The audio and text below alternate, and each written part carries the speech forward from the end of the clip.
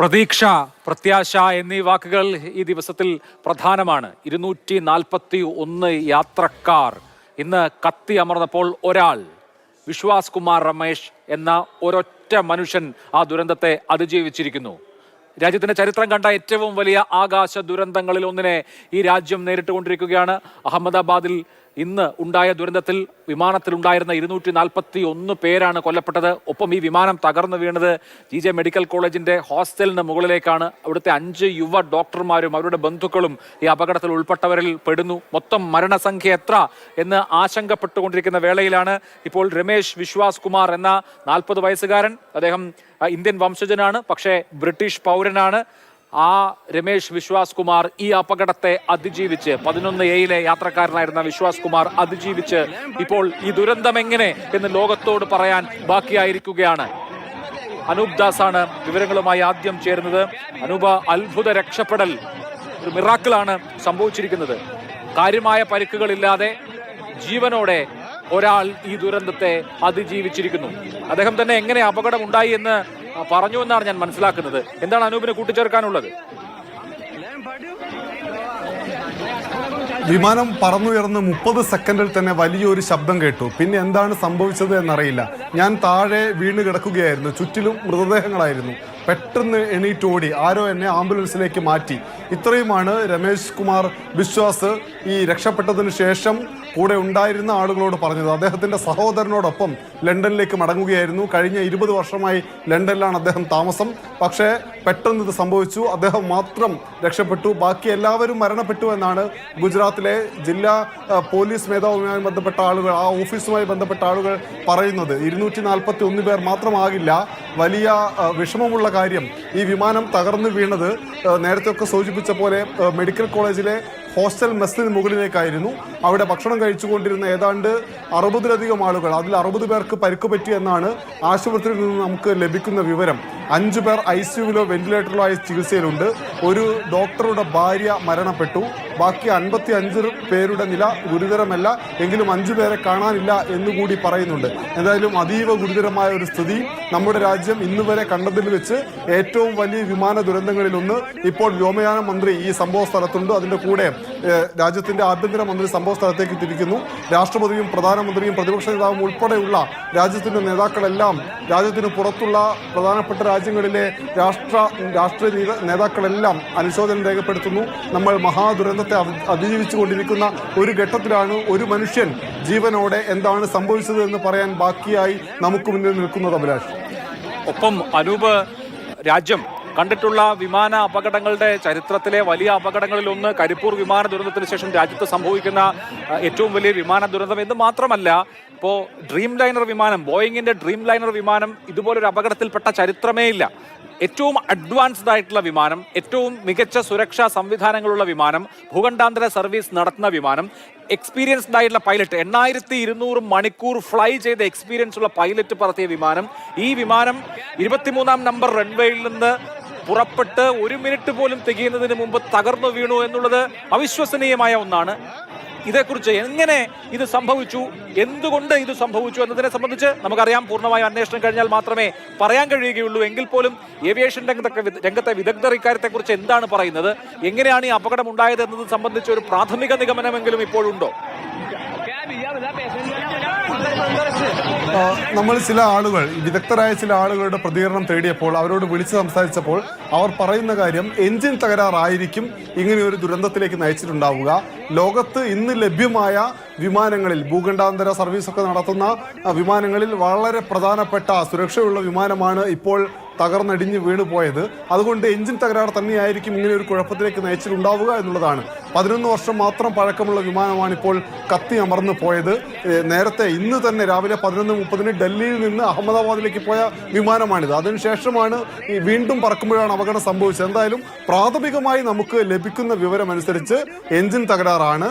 എന്താണ് ഈ അപകടത്തിന് കാരണമെന്ന് മനസ്സിലാക്കാൻ വേണ്ടി വ്യോമയാന മന്ത്രാലയം ഒരു അന്വേഷണം പ്രഖ്യാപിച്ചിട്ടുണ്ട്. വ്യോമയാന മന്ത്രി അവിടെ എത്തിയിട്ടുണ്ട്. മാത്രവുമല്ല, നമുക്ക് മുന്നിലുള്ള 2 സാധ്യതകൾ, ഒന്ന് ബ്ലാക്ക് ബോക്സ് ആണ്, രണ്ടാമത്തത് വിമാനത്തിനുള്ളിൽ എന്ത് സംഭവിച്ചു എന്നറിയാൻ കഴിയുന്ന ഈ രമേശ് കുമാർ വിശ്വാസും. എന്തായാലും വൈകാതെ 2-3 ദിവസത്തിനകം തന്നെ എന്താണ് സംഭവിച്ചതെന്ന് സംബന്ധിച്ച ശാസ്ത്രീയമായ ഒരു വെളിപ്പെടുത്തൽ അല്ലെങ്കിൽ ഒരു റിപ്പോർട്ട് അത് പരസ്യമാക്കുന്ന സ്ഥിതിയിലേക്ക് കാര്യങ്ങൾ മാറുമെന്നാണ് ഇപ്പോൾ മനസ്സിലാക്കാൻ കഴിയുന്ന കാര്യം. തീർച്ചയായിട്ടും അനൂപ്, തുടരണം വിവരങ്ങൾക്കായി. ഇപ്പോൾ ശ്രീ ഇ.കെ. ഭരത് ഭൂഷൺ മുൻ DGCA ആണ്, വളരെ സ്തുത്യർഹമായ സേവനം അനുഷ്ഠിച്ച ആളാണ്, മലയാളിയാണ്, മുൻ ചീഫ് സെക്രട്ടറിയാണ്.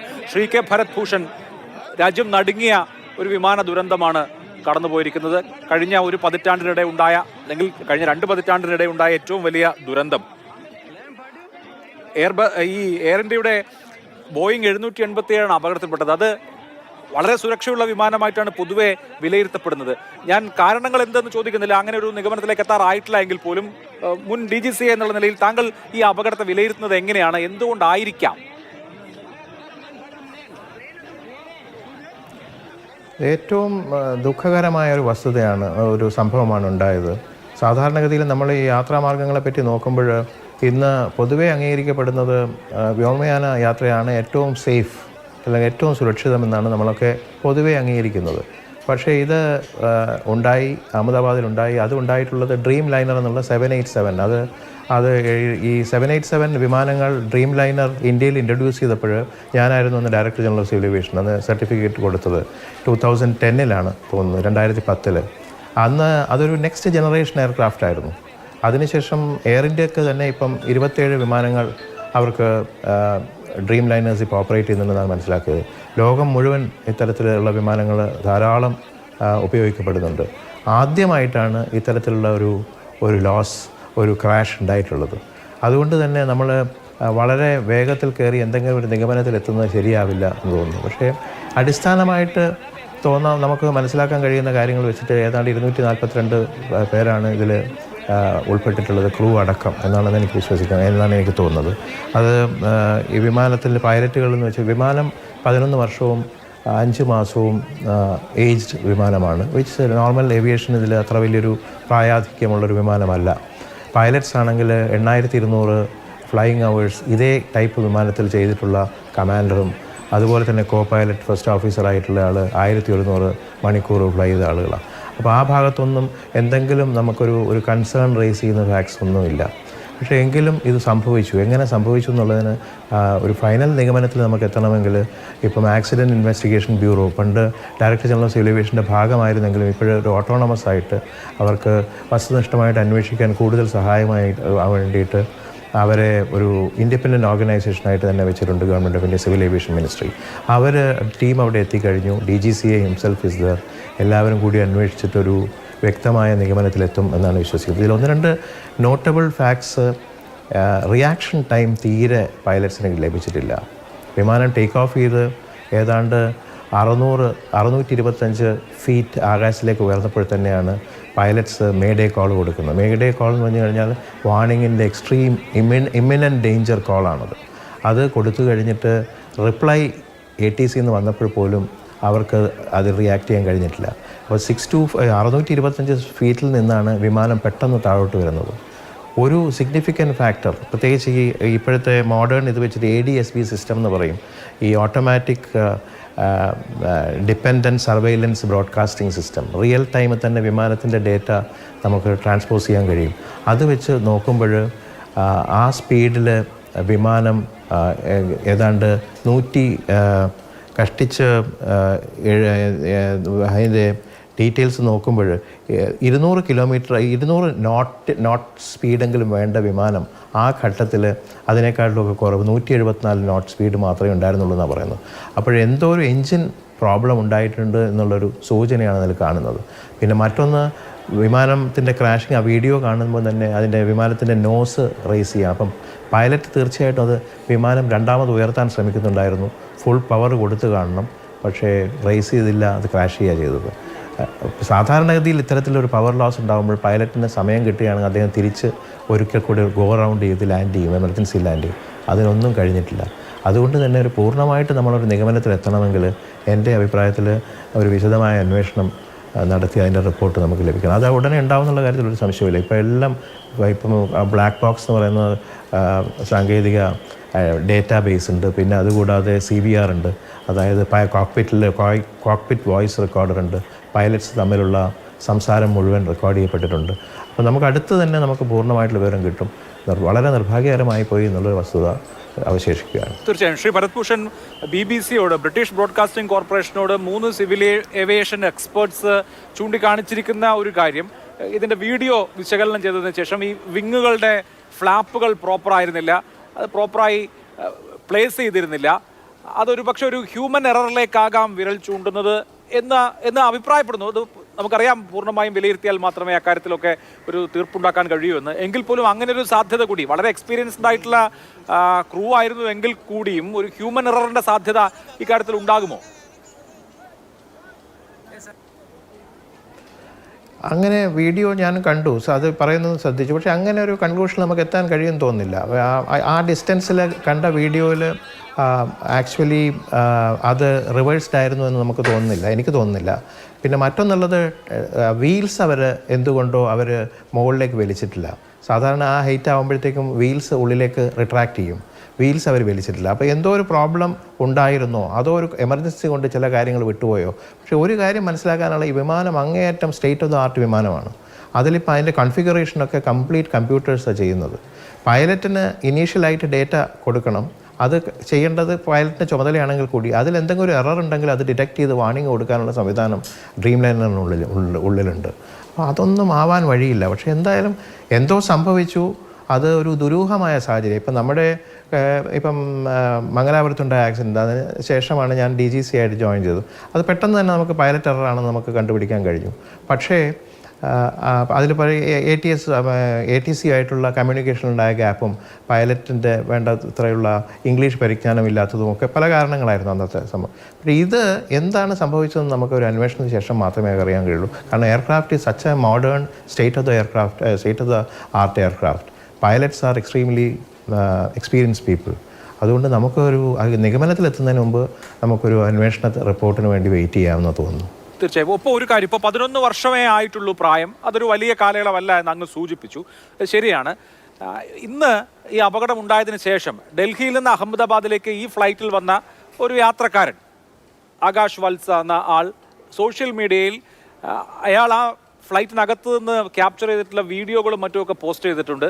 ആ യാത്രയിൽ തന്നെ അസ്വാഭാവികത ഉണ്ടായിരുന്നു, അല്ലെങ്കിൽ അസ്വാഭാവികമായ തരത്തിലുള്ള കുലുക്കങ്ങളും ചലനങ്ങളും ആ വിമാനത്തിൽ ഉണ്ടായിരുന്നു എന്ന് അദ്ദേഹം സൂചിപ്പിക്കുന്നുണ്ട്.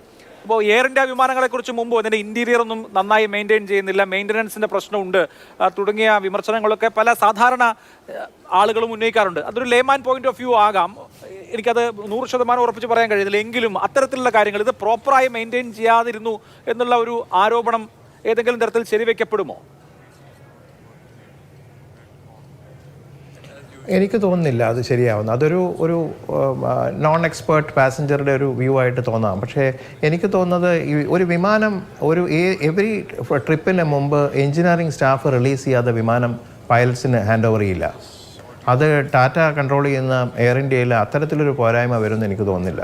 അതുമല്ല, ഈ അടിക്കടി വന്ന മംഗലാപുരവും അതിനുശേഷം നമ്മുടെ ഇവിടെ കരിപ്പൂരമൊക്കെ ഉണ്ടായതിനു ശേഷം അങ്ങേയറ്റം ടൈറ്റ് ആക്കിയിട്ടുണ്ട് സേഫ്റ്റി പ്രോട്ടോക്കോൾസ്. ഇതിനൊരു വിധത്തിലുള്ളൊരു മാർജിൻ എററുമില്ല. പക്ഷേ എന്തോ ഉണ്ടായിട്ടുണ്ട്. ഒന്ന് ബേർഡ് ഹിറ്റ് എന്ന് പറയുന്നുണ്ട്. ബേർഡ് ഹിറ്റ് ആണെങ്കിലും ഒരു എൻജിൻ വെച്ചിട്ട് പ്ലെയിൻ മെനുവർ ചെയ്യാൻ കഴിയുന്നൊരു വിമാനമാണത്. പക്ഷേ എന്തുകൊണ്ട് അതോ ഒരു വലിയ ഫ്ലോക്ക് ഓഫ് ബേർഡ്സ് വന്ന് 2 എൻജിനും ഉള്ളിൽ കടന്ന് അങ്ങനെ വന്നോ? അത് അങ്ങനെയാണെങ്കിൽ നമുക്ക് അറിയാൻ കഴിയും. ഏതായാലും പിന്നെ ഞാൻ 2 ദിവസം മുമ്പ് 9-ാം തീയതിയാണ് ഞാൻ അഹമ്മദാബാദിൽ ഒരു പ്രൈവറ്റ് ഫംഗ്ഷന് പോയിരുന്നു. വളരെ എക്സസീവ് ആയിട്ടുള്ള ചൂടായിരുന്നു. അപ്പോൾ 40 ഡിഗ്രിക്ക് മുകളിലായിരുന്നു. പിന്നെ അവിടെ ചുറ്റുപാടും ഒരുപാട് ബിൽഡിംഗ് ആക്ടിവിറ്റീസ് നടക്കുന്നുണ്ട്. അപ്പം ഒരുതരം എന്നാലും വിസിബിലിറ്റിയൊക്കെ ഉണ്ടെന്നുള്ളത് ക്ലിയറായിട്ട് പൈലറ്റ്സ് പറഞ്ഞു, അല്ല ഇതിൽ റിപ്പോർട്ട്സിലൊക്കെ പറയുന്നുണ്ട്. അപ്പോൾ ഈ ചൂട് കൂടുന്തോറും പ്ലെയിൻ ഫുള്ളി ലോഡഡാണ്. അതായത് ഏതാണ്ട് 80-90 ടൺ ഏവിയേഷൻ ഫ്യൂവൽ തന്നെ പ്ലെയിനിലുണ്ട്. പിന്നെ പാസഞ്ചേഴ്സ് ഉണ്ട്, അവരുടെ ലഗേജ് ഉണ്ട്. അപ്പോൾ ഒരു ഡ്രോബാക്ക് ഉണ്ടായോ റൺവേയിൽ ഓടിയപ്പോൾ? റൺവേ ഏതാണ്ട് 3400 മീറ്റർ ലെങ്ത് ഉള്ളതാണ്. 1900 മീറ്ററിൽ ടേക്ക് ഓഫ് ചെയ്യാൻ ശ്രമിച്ചിട്ടുണ്ട്. പക്ഷേ ഇപ്പോൾ പ്രിമച്വറായിട്ട് ചെയ്തോ? ഏതായാലും നമ്മളൊരു അനുമാനത്തിൽ എത്തുന്നതിന് മുമ്പ് എനിക്ക് വീണ്ടും പറയാനുള്ളത്, ഒരു AIBയുടെ റിപ്പോർട്ട് വന്ന ശേഷം നമുക്ക് അതിനെപ്പറ്റി ചർച്ച ചെയ്യുന്നതായിരിക്കും കൂടുതൽ നല്ലത്. തീർച്ചയായിട്ടും. ഈ ബോയിങ് വിമാനങ്ങൾ അടിക്കടി അപകടത്തിൽപ്പെടുന്നു എന്ന പ്രശ്നമുണ്ട്. ഇപ്പോൾ നമുക്ക് കരിപ്പൂരിൽ അപകടം ഉണ്ടായപ്പോൾ അതൊരു ബോയിങ് 737 ആയിരുന്നു. മംഗലാപുരത്തും ബോയിങ് വിമാനമായിരുന്നു. ഇത് മാത്രമല്ല, ഈ അപകടത്തിന് ശേഷം വാഷിംഗ്ടൺ പോസ്റ്റ് പ്രസിദ്ധീകരിച്ചിട്ടുള്ള ഒരു റിപ്പോർട്ടിൽ പറയുന്ന ഒരു കാര്യം, ഈ ഡ്രീം ലൈനറിനെ കുറിച്ച് തന്നെ ഫെഡറൽ ഏവിയേഷൻ അഡ്മിനിസ്ട്രേഷൻ ഒരു അന്വേഷണം നടത്തുകയാണെന്നും ഫെഡറൽ ഏവിയേഷൻ അഡ്മിനിസ്ട്രേഷന് മുമ്പാകെ ബോയിങ്ങിൻ്റെ തന്നെ ഒരു എഞ്ചിനീയർ മൊഴി കൊടുത്തിട്ടുണ്ട് എന്നും അതുമായി ബന്ധപ്പെട്ട അന്വേഷണങ്ങൾ പുരോഗമിക്കുകയാണ് എന്നുമൊക്കെയാണ്. അപ്പം അങ്ങനെ ഇതിപ്പോൾ സ്വാഭാവികമായിട്ടും ബോയിങ്ങിന് കൂടി ഒരു തരത്തിലുള്ള ഇമേജ് ലോസ് ഇതുമൂലം ഉണ്ടാകുന്നുണ്ട് എന്നുള്ളത് ശരിയാണ്. ഈ ബോയിങ് വിമാനങ്ങൾ കൂടുതലായി അപകടത്തിൽപ്പെടുന്നുണ്ട് എന്ന തരത്തിലുള്ള അനാലിസിസ് ശരിയാണോ താങ്കളുടെ ദൃഷ്ടിയിൽ? തീർച്ചയായിട്ടും അല്ല. കാരണം നമ്മൾ പറഞ്ഞ പോലെ ഡ്രീം ലൈനർ കഴിഞ്ഞ കുറേ വർഷങ്ങളായിട്ട് 14 വർഷമായിട്ട് ലോകത്ത് സർവീസ് ചെയ്യുന്ന ഒരു വിമാനമാണ്. ഇതുവരെ ഒന്നും ഒരു സംഭവം ഉണ്ടായിട്ടില്ല ഇത്തരത്തിലുള്ള. പക്ഷേ ഓഫ് കോഴ്സ് ഈ മാക്സ് ബോയിങ്ങിൻ്റെ തന്നെ 737 മാക്സിന് എഞ്ചിൻസിനെ പറ്റിയിട്ട് പ്രോബ്ലം ഉണ്ടായിരുന്നു. അതിൽ പ്രാറ്റ് ആൻഡ് വിറ്റ്നി എന്ന് പറഞ്ഞിട്ടൊരു കമ്പനി ഉണ്ടാക്കിയ എഞ്ചിനുകളിൽ പ്രോബ്ലം ഉണ്ടായിരുന്നു. അത് പിന്നെ റീപ്ലേസ് ചെയ്തു. ഡ്രീം ലൈനേഴ്സൊക്കെ ജനറൽ ഇലക്ട്രിക് മോഡലിൻ്റെ എഞ്ചിൻസാണ്. അതിനൊന്നും ഇന്ന് വരെ ഒരു പരാതി ഉള്ളതായിട്ട് കേട്ടിട്ടില്ല. പിന്നെ വാഷിംഗ്ടൺ പോസ്റ്റ് റിപ്പോർട്ട് അന്ന് വന്നത് ബേസിക്കലി അതിൻ്റെ ഫൈനാൻഷ്യൽ മാനേജ്മെൻറ്റുമായിട്ട് ബന്ധപ്പെട്ടിട്ടുള്ള ചില ഇഷ്യൂസ് ആയിരുന്നു എന്നാണ് എൻ്റെ റീഡിങ്. ടെക്നിക്കലായിട്ട് ഒരു എഞ്ചിനീയർ പറഞ്ഞു എന്നുള്ള കാര്യം എനിക്കറിയില്ല. പക്ഷേ അത്തരത്തിലൊരു അങ്ങനെ എന്തെങ്കിലും കാര്യമായിട്ടുണ്ടായിരുന്നു നമ്മൾ ഒരിക്കലും അതിർക്ക് പിന്നെ AOC അവർക്ക് ഫ്ലൈ ചെയ്യാനുള്ള അനുവാദം കൊടുക്കില്ല. കാരണം മാക്സ് ഇഷ്യൂ വന്നപ്പം തന്നെ 737s ഗ്രൗണ്ട് ചെയ്യാൻ മൂവ് ചെയ്തതായിട്ട് നമ്മുടെ DGCA ഉടനെ തന്നെ ഉത്തരവ് കൊടുത്തിരുന്നതല്ലേ. അത്തരത്തിലൊന്നും ഉണ്ടാവാൻ വഴിയില്ല. പക്ഷേ എന്തായാലും ഒരു ദുരൂഹത അടങ്ങിയ ഒരു അപകടമാണ്. പെട്ടെന്നൊരു ആൻസർ പറയാൻ കഴിയില്ല. കാരണം മാംഗ്ലൂർ ക്രാഷ് കഴിഞ്ഞിട്ടാണ് ഞാൻ DGC ആയിട്ട് ടേക്ക് ഓവർ ചെയ്തത്. അത് കുറച്ച് അപ്പാരൻ്റ് ആയിരുന്നു. കണ്ടാൽ തന്നെ എങ്ങനെ നടന്നു എന്നുള്ളതിനെ പറ്റി നമുക്കൊരു രൂപം ആദ്യം തന്നെ നമുക്ക് കിട്ടിയിരുന്നു. പക്ഷേ ഈ കേസിൽ അത് നമുക്ക് പറയാൻ കഴിയുന്നില്ല. ഏതായാലും ഞാൻ പറഞ്ഞതുപോലെ ബേർഡ് ഹിറ്റ്സ് ആണോ കാരണം, അതോ എന്തുകൊണ്ടോ ലോസ് ഓഫ് പവർ ഉണ്ടായി, അത് എന്തുകൊണ്ടുണ്ടായി എന്നുള്ളത് അന്വേഷിക്കേണ്ടിയിരിക്കുന്നു. അപ്പോൾ ഈ അപകടം കൊണ്ട് നമ്മുടെ ഏവിയേഷൻ സെക്ടറിൽ ഉണ്ടാകുന്ന ഒരു റിഫ്ലക്ഷൻ എന്തായിരിക്കും? എയർ ഇന്ത്യയെ ടാറ്റ ഏറ്റെടുത്തതിന് ശേഷം എയർ ഇന്ത്യ കൂടുതൽ മെച്ചപ്പെടും എന്നുള്ളൊരു പ്രതീതി ഉണ്ടായിരുന്നു. എന്ന് മാത്രമല്ല, ഇവിടെ നിന്നിപ്പോൾ കൂടുതൽ ഡയറക്റ്റ് ഫ്ലൈറ്റുകൾ ഭൂഖണ്ഡാന്തര യാത്രയ്ക്ക് അമേരിക്കയിലേക്കും യൂറോപ്യൻ രാജ്യങ്ങളിലേക്കും ബ്രിട്ടനിലേക്കും ഒക്കെയുള്ള ഡയറക്റ്റ് ഫ്ലൈറ്റുകളുടെ എണ്ണം കൂടി, യാത്രക്കാരുടെ എണ്ണം കൂടി, അങ്ങനെ ഒരു തരത്തിൽ ഫ്ലറിഷ് ആയിരുന്നല്ലോ. അപ്പോൾ ഈ അപകടം എന്ത് തരത്തിലുള്ള പ്രതിഫലനം ഉണ്ടാക്കുമെന്നാണ് വിചാരിക്കുന്നത്? എനിക്ക് താൽക്കാലികമായിട്ടൊരു ഒരു അസ്വസ്ഥത എല്ലാവർക്കും ഉണ്ടാവുമെങ്കിലും ഇന്ത്യയുടെ സിവിൽ ഏവിയേഷൻ പ്ലാൻസിനെ പറ്റിയിട്ട് ഒരു വിധത്തിലുള്ള ആശങ്കയ്ക്ക് വക നൽകുന്നില്ല. കാരണം നമുക്ക് തന്നെ അറിയാം, അടുത്ത ഏതാണ്ട് 5 വർഷത്തിനുള്ളിൽ ഏതാണ്ട് 950 പുതിയ വിമാനങ്ങൾ എയർബസും ബോയിങ്ങും including long distance long 777s നമ്മൾ എയർ ഇന്ത്യയും ഇൻഡിഗോവും ഓർഡർ ചെയ്തിട്ടുണ്ട്. അത് 950 വിമാനങ്ങൾ എന്ന് പറഞ്ഞു കഴിഞ്ഞാൽ ചെറിയൊരു സംഖ്യയല്ല. അപ്പം വാസ്തവത്തിൽ ഇന്ത്യൻ സിവിൽ ഏവിയേഷൻ രംഗം ഒരു കുതിപ്പിൻ്റെ പക്കത്താണ്. ഇത് നിർഭാഗ്യകരമായ സംഭവമാണ്. അത്തരത്തിലുള്ള സംഭവങ്ങൾ ഒരിക്കലും തുടർന്ന് വരാൻ പാടില്ല. ഞാനെന്നും എൻ്റെ ഉദ്യോഗസ്ഥന്മാരോട് അന്നത്തെ ഘട്ടത്തിൽ ഞാൻ പറയുന്നൊരു കാര്യമുണ്ട്. There is nothing call 99% safety in aviation. It has to be 100%. അപ്പോൾ ഒരു ചെറിയൊരു അളവിൽ പോലും ഇത്തരത്തിലുള്ള സംശയം ആളുകളുടെ മനസ്സിലുണ്ടാവരുത്. അത് ദൂരീകരിക്കുന്ന തരത്തിലുള്ള പ്രോട്ടോക്കോളും ഫാക്ട് ഫൈൻഡിങ് അന്വേഷണങ്ങളും ആവശ്യമാണ്. തീർച്ചയായിട്ടും. ഇപ്പോൾ ഇതുമായി ബന്ധപ്പെട്ട അന്വേഷണം, ഇപ്പോൾ നമുക്ക് സമീപകാല ദുരന്തങ്ങൾ എടുത്താൽ മംഗലാപുരം ദുരന്തം, അപ്പോൾ താങ്കൾ DGCA ആയി വരുന്ന ഘട്ടം ഈ പരിസരത്താണല്ലോ. അതിനുശേഷം ഏറ്റവും ഒടുവിൽ 2020 കരിപ്പൂരിലൊരു ദുരന്തം നടന്നു. കരിപ്പൂർ ദുരന്തത്തിൽ 2 പൈലറ്റുമാർ മരിച്ചു. മംഗളൂർ ദുരന്തത്തിലും അങ്ങനെയായിരുന്നു എന്നാണ് എൻ്റെ ഓർമ്മ. ഇതുമായി ബന്ധപ്പെട്ട അന്വേഷണ റിപ്പോർട്ടുകൾ, അതിനുശേഷമുള്ള കറക്ഷൻസ് ഒക്കെ ഇതൊക്കെ വളരെ പ്രോപ്പറായി നടക്കുന്നുണ്ടോ? മംഗലാപുരത്തെ സംബന്ധിച്ചായാലും കരിപ്പൂരിനെ സംബന്ധിച്ചായാലും രണ്ടും ടേബിൾ ടോപ്പ് റൺവേ എന്ന പ്രശ്നമൊക്കെ ചൂണ്ടിക്കാണിച്ചിരുന്നു. ഇവിടെ പക്ഷേ അതുമായി അങ്ങനെ ആ തരത്തിലൊന്നുമുള്ള ഏതെങ്കിലും തരത്തിലുള്ള പ്രശ്നമില്ല. കാലാവസ്ഥയുമായി ബന്ധപ്പെട്ട പ്രശ്നങ്ങളിൽ അകപ്പാടെ പക്ഷികൾ ഇടിച്ചിട്ടുണ്ടോ എന്നുള്ള ഒരു ഘടകം മാറ്റി നിർത്തിയാൽ ബാക്കിയെല്ലാം ഓക്കെയാണ്. അപ്പോൾ ഈ അപകടങ്ങൾ വളരെ വളരെ കുറവാണ് നടക്കുന്നതെങ്കിലും ഈ അപകടം നടന്നാലുള്ള വ്യാപ്തി വളരെ കൂടുതലാണല്ലോ. അന്വേഷണവും അതിൻ്റെ ഫോളോ അപ്പും എങ്ങനെയാണ് ഇത്തരം വിഷയങ്ങളിൽ? അത് തീർച്ചയായിട്ടും നടക്കുന്നുണ്ട്. അത് സാധാരണ ആളുകൾ എല്ലാവരും അറിഞ്ഞെന്ന് വരില്ല. പക്ഷേ ഈ പ്രോട്ടോക്കോൾസ് വളരെ കാര്യമായിട്ട് ടൈറ്റൻ ചെയ്തിട്ടുണ്ട്. അതിപ്പം നമുക്കറിയാം, മംഗലാപുരത്ത് ആക്സിഡൻ്റ് ഉണ്ടായതിനു ശേഷം ആ ഇംഗ്ലീഷ് ഭാഷയിലുള്ള പരിജ്ഞാനം സെർബിയൻ പൈലറ്റിന് പോരായ്മയായിട്ട് വന്നു. അതൊരു ബാധിച്ചു എന്നുള്ളത് ശരിയാണ്. പക്ഷേ അതുകൊണ്ട് തന്നെ ഇപ്പോൾ ഇംഗ്ലീഷ് അത്ര ബേസിക് ആയിട്ടുള്ള ഇംഗ്ലീഷ് നോളജ് പോലും നമ്മൾ ഇൻസിസ്റ്റ് ചെയ്യുന്നുണ്ടായിരുന്നു. പിന്നെ കരിപ്പൂരിൻ്റെ സംഭവത്തെ പറ്റി എനിക്കറിയില്ല. ഞാൻ ചാർജ് വിട്ടു പോകുന്ന ശേഷമാണ് അതുണ്ടായത്. അപ്പം അത് എന്തായാലും ഈ അന്വേഷണത്തിൽ നിന്ന് നമ്മൾ ഉയർന്ന പാഠങ്ങൾ പൂർണ്ണമായിട്ട് ഉൾക്കൊള്ളാൻ സിവിൽ ഏവിയേഷൻ അതോറിറ്റീസ് ശ്രമിച്ചിട്ടുണ്ട്. അതിൻ്റെ ഫലമായിട്ട് നമ്മൾ ഏറെക്കുറെ ഇത്തരത്തിലുള്ള അപകടങ്ങൾ തീരെ ഇല്ലാതാക്കാനും നമുക്ക് കഴിഞ്ഞിട്ടുണ്ട്, ഇന്നത്തെ ഒഴികെ നിർഭാഗ്യവശാൽ. തീർച്ചയായിട്ടും അങ്ങ് ദയവായി തുടരണം. ശ്രീ ജേക്കബ് ഫിലിപ്പ് മാധ്യമപ്രവർത്തകനാണ്. അദ്ദേഹം ഏവിയേഷൻ സെക്ടറിൽ അദ്ദേഹം അല്പസമയത്തിനകം ചേരും. അദ്ദേഹത്തിന് ഫോൺ കട്ടായി എന്ന് തോന്നുന്നു. ഇപ്പോൾ പത്തനംതിട്ടയിൽ നിന്ന് PG അനിൽകുമാർ, ഈ ഒരു മലയാളി മരിച്ചിട്ടുണ്ട്, രഞ്ജിതയുടെ അയൽവാസിയാണ് PG അനിൽകുമാർ. ശ്രീ അനിൽകുമാർ, ഇപ്പോൾ രഞ്ജിത ഈ കഴിഞ്ഞ ദിവസങ്ങളിൽ കൂടി നാട്ടിലുണ്ടായിരുന്നു. ഒരു ജീവിതം കരുപ്പിടിപ്പിക്കാനാണ് ബ്രിട്ടനിലേക്ക് പോയത്. നഴ്സായി ജോലി ചെയ്യുകയായിരുന്നു. ദൗർഭാഗ്യകരമായ ഒരു അപകടം അവരുടെ ജീവൻ കവർന്നിരിക്കുകയാണ്. എന്താണ് അവിടെ നാട്ടുകാർക്ക് പറയാനുള്ളത്?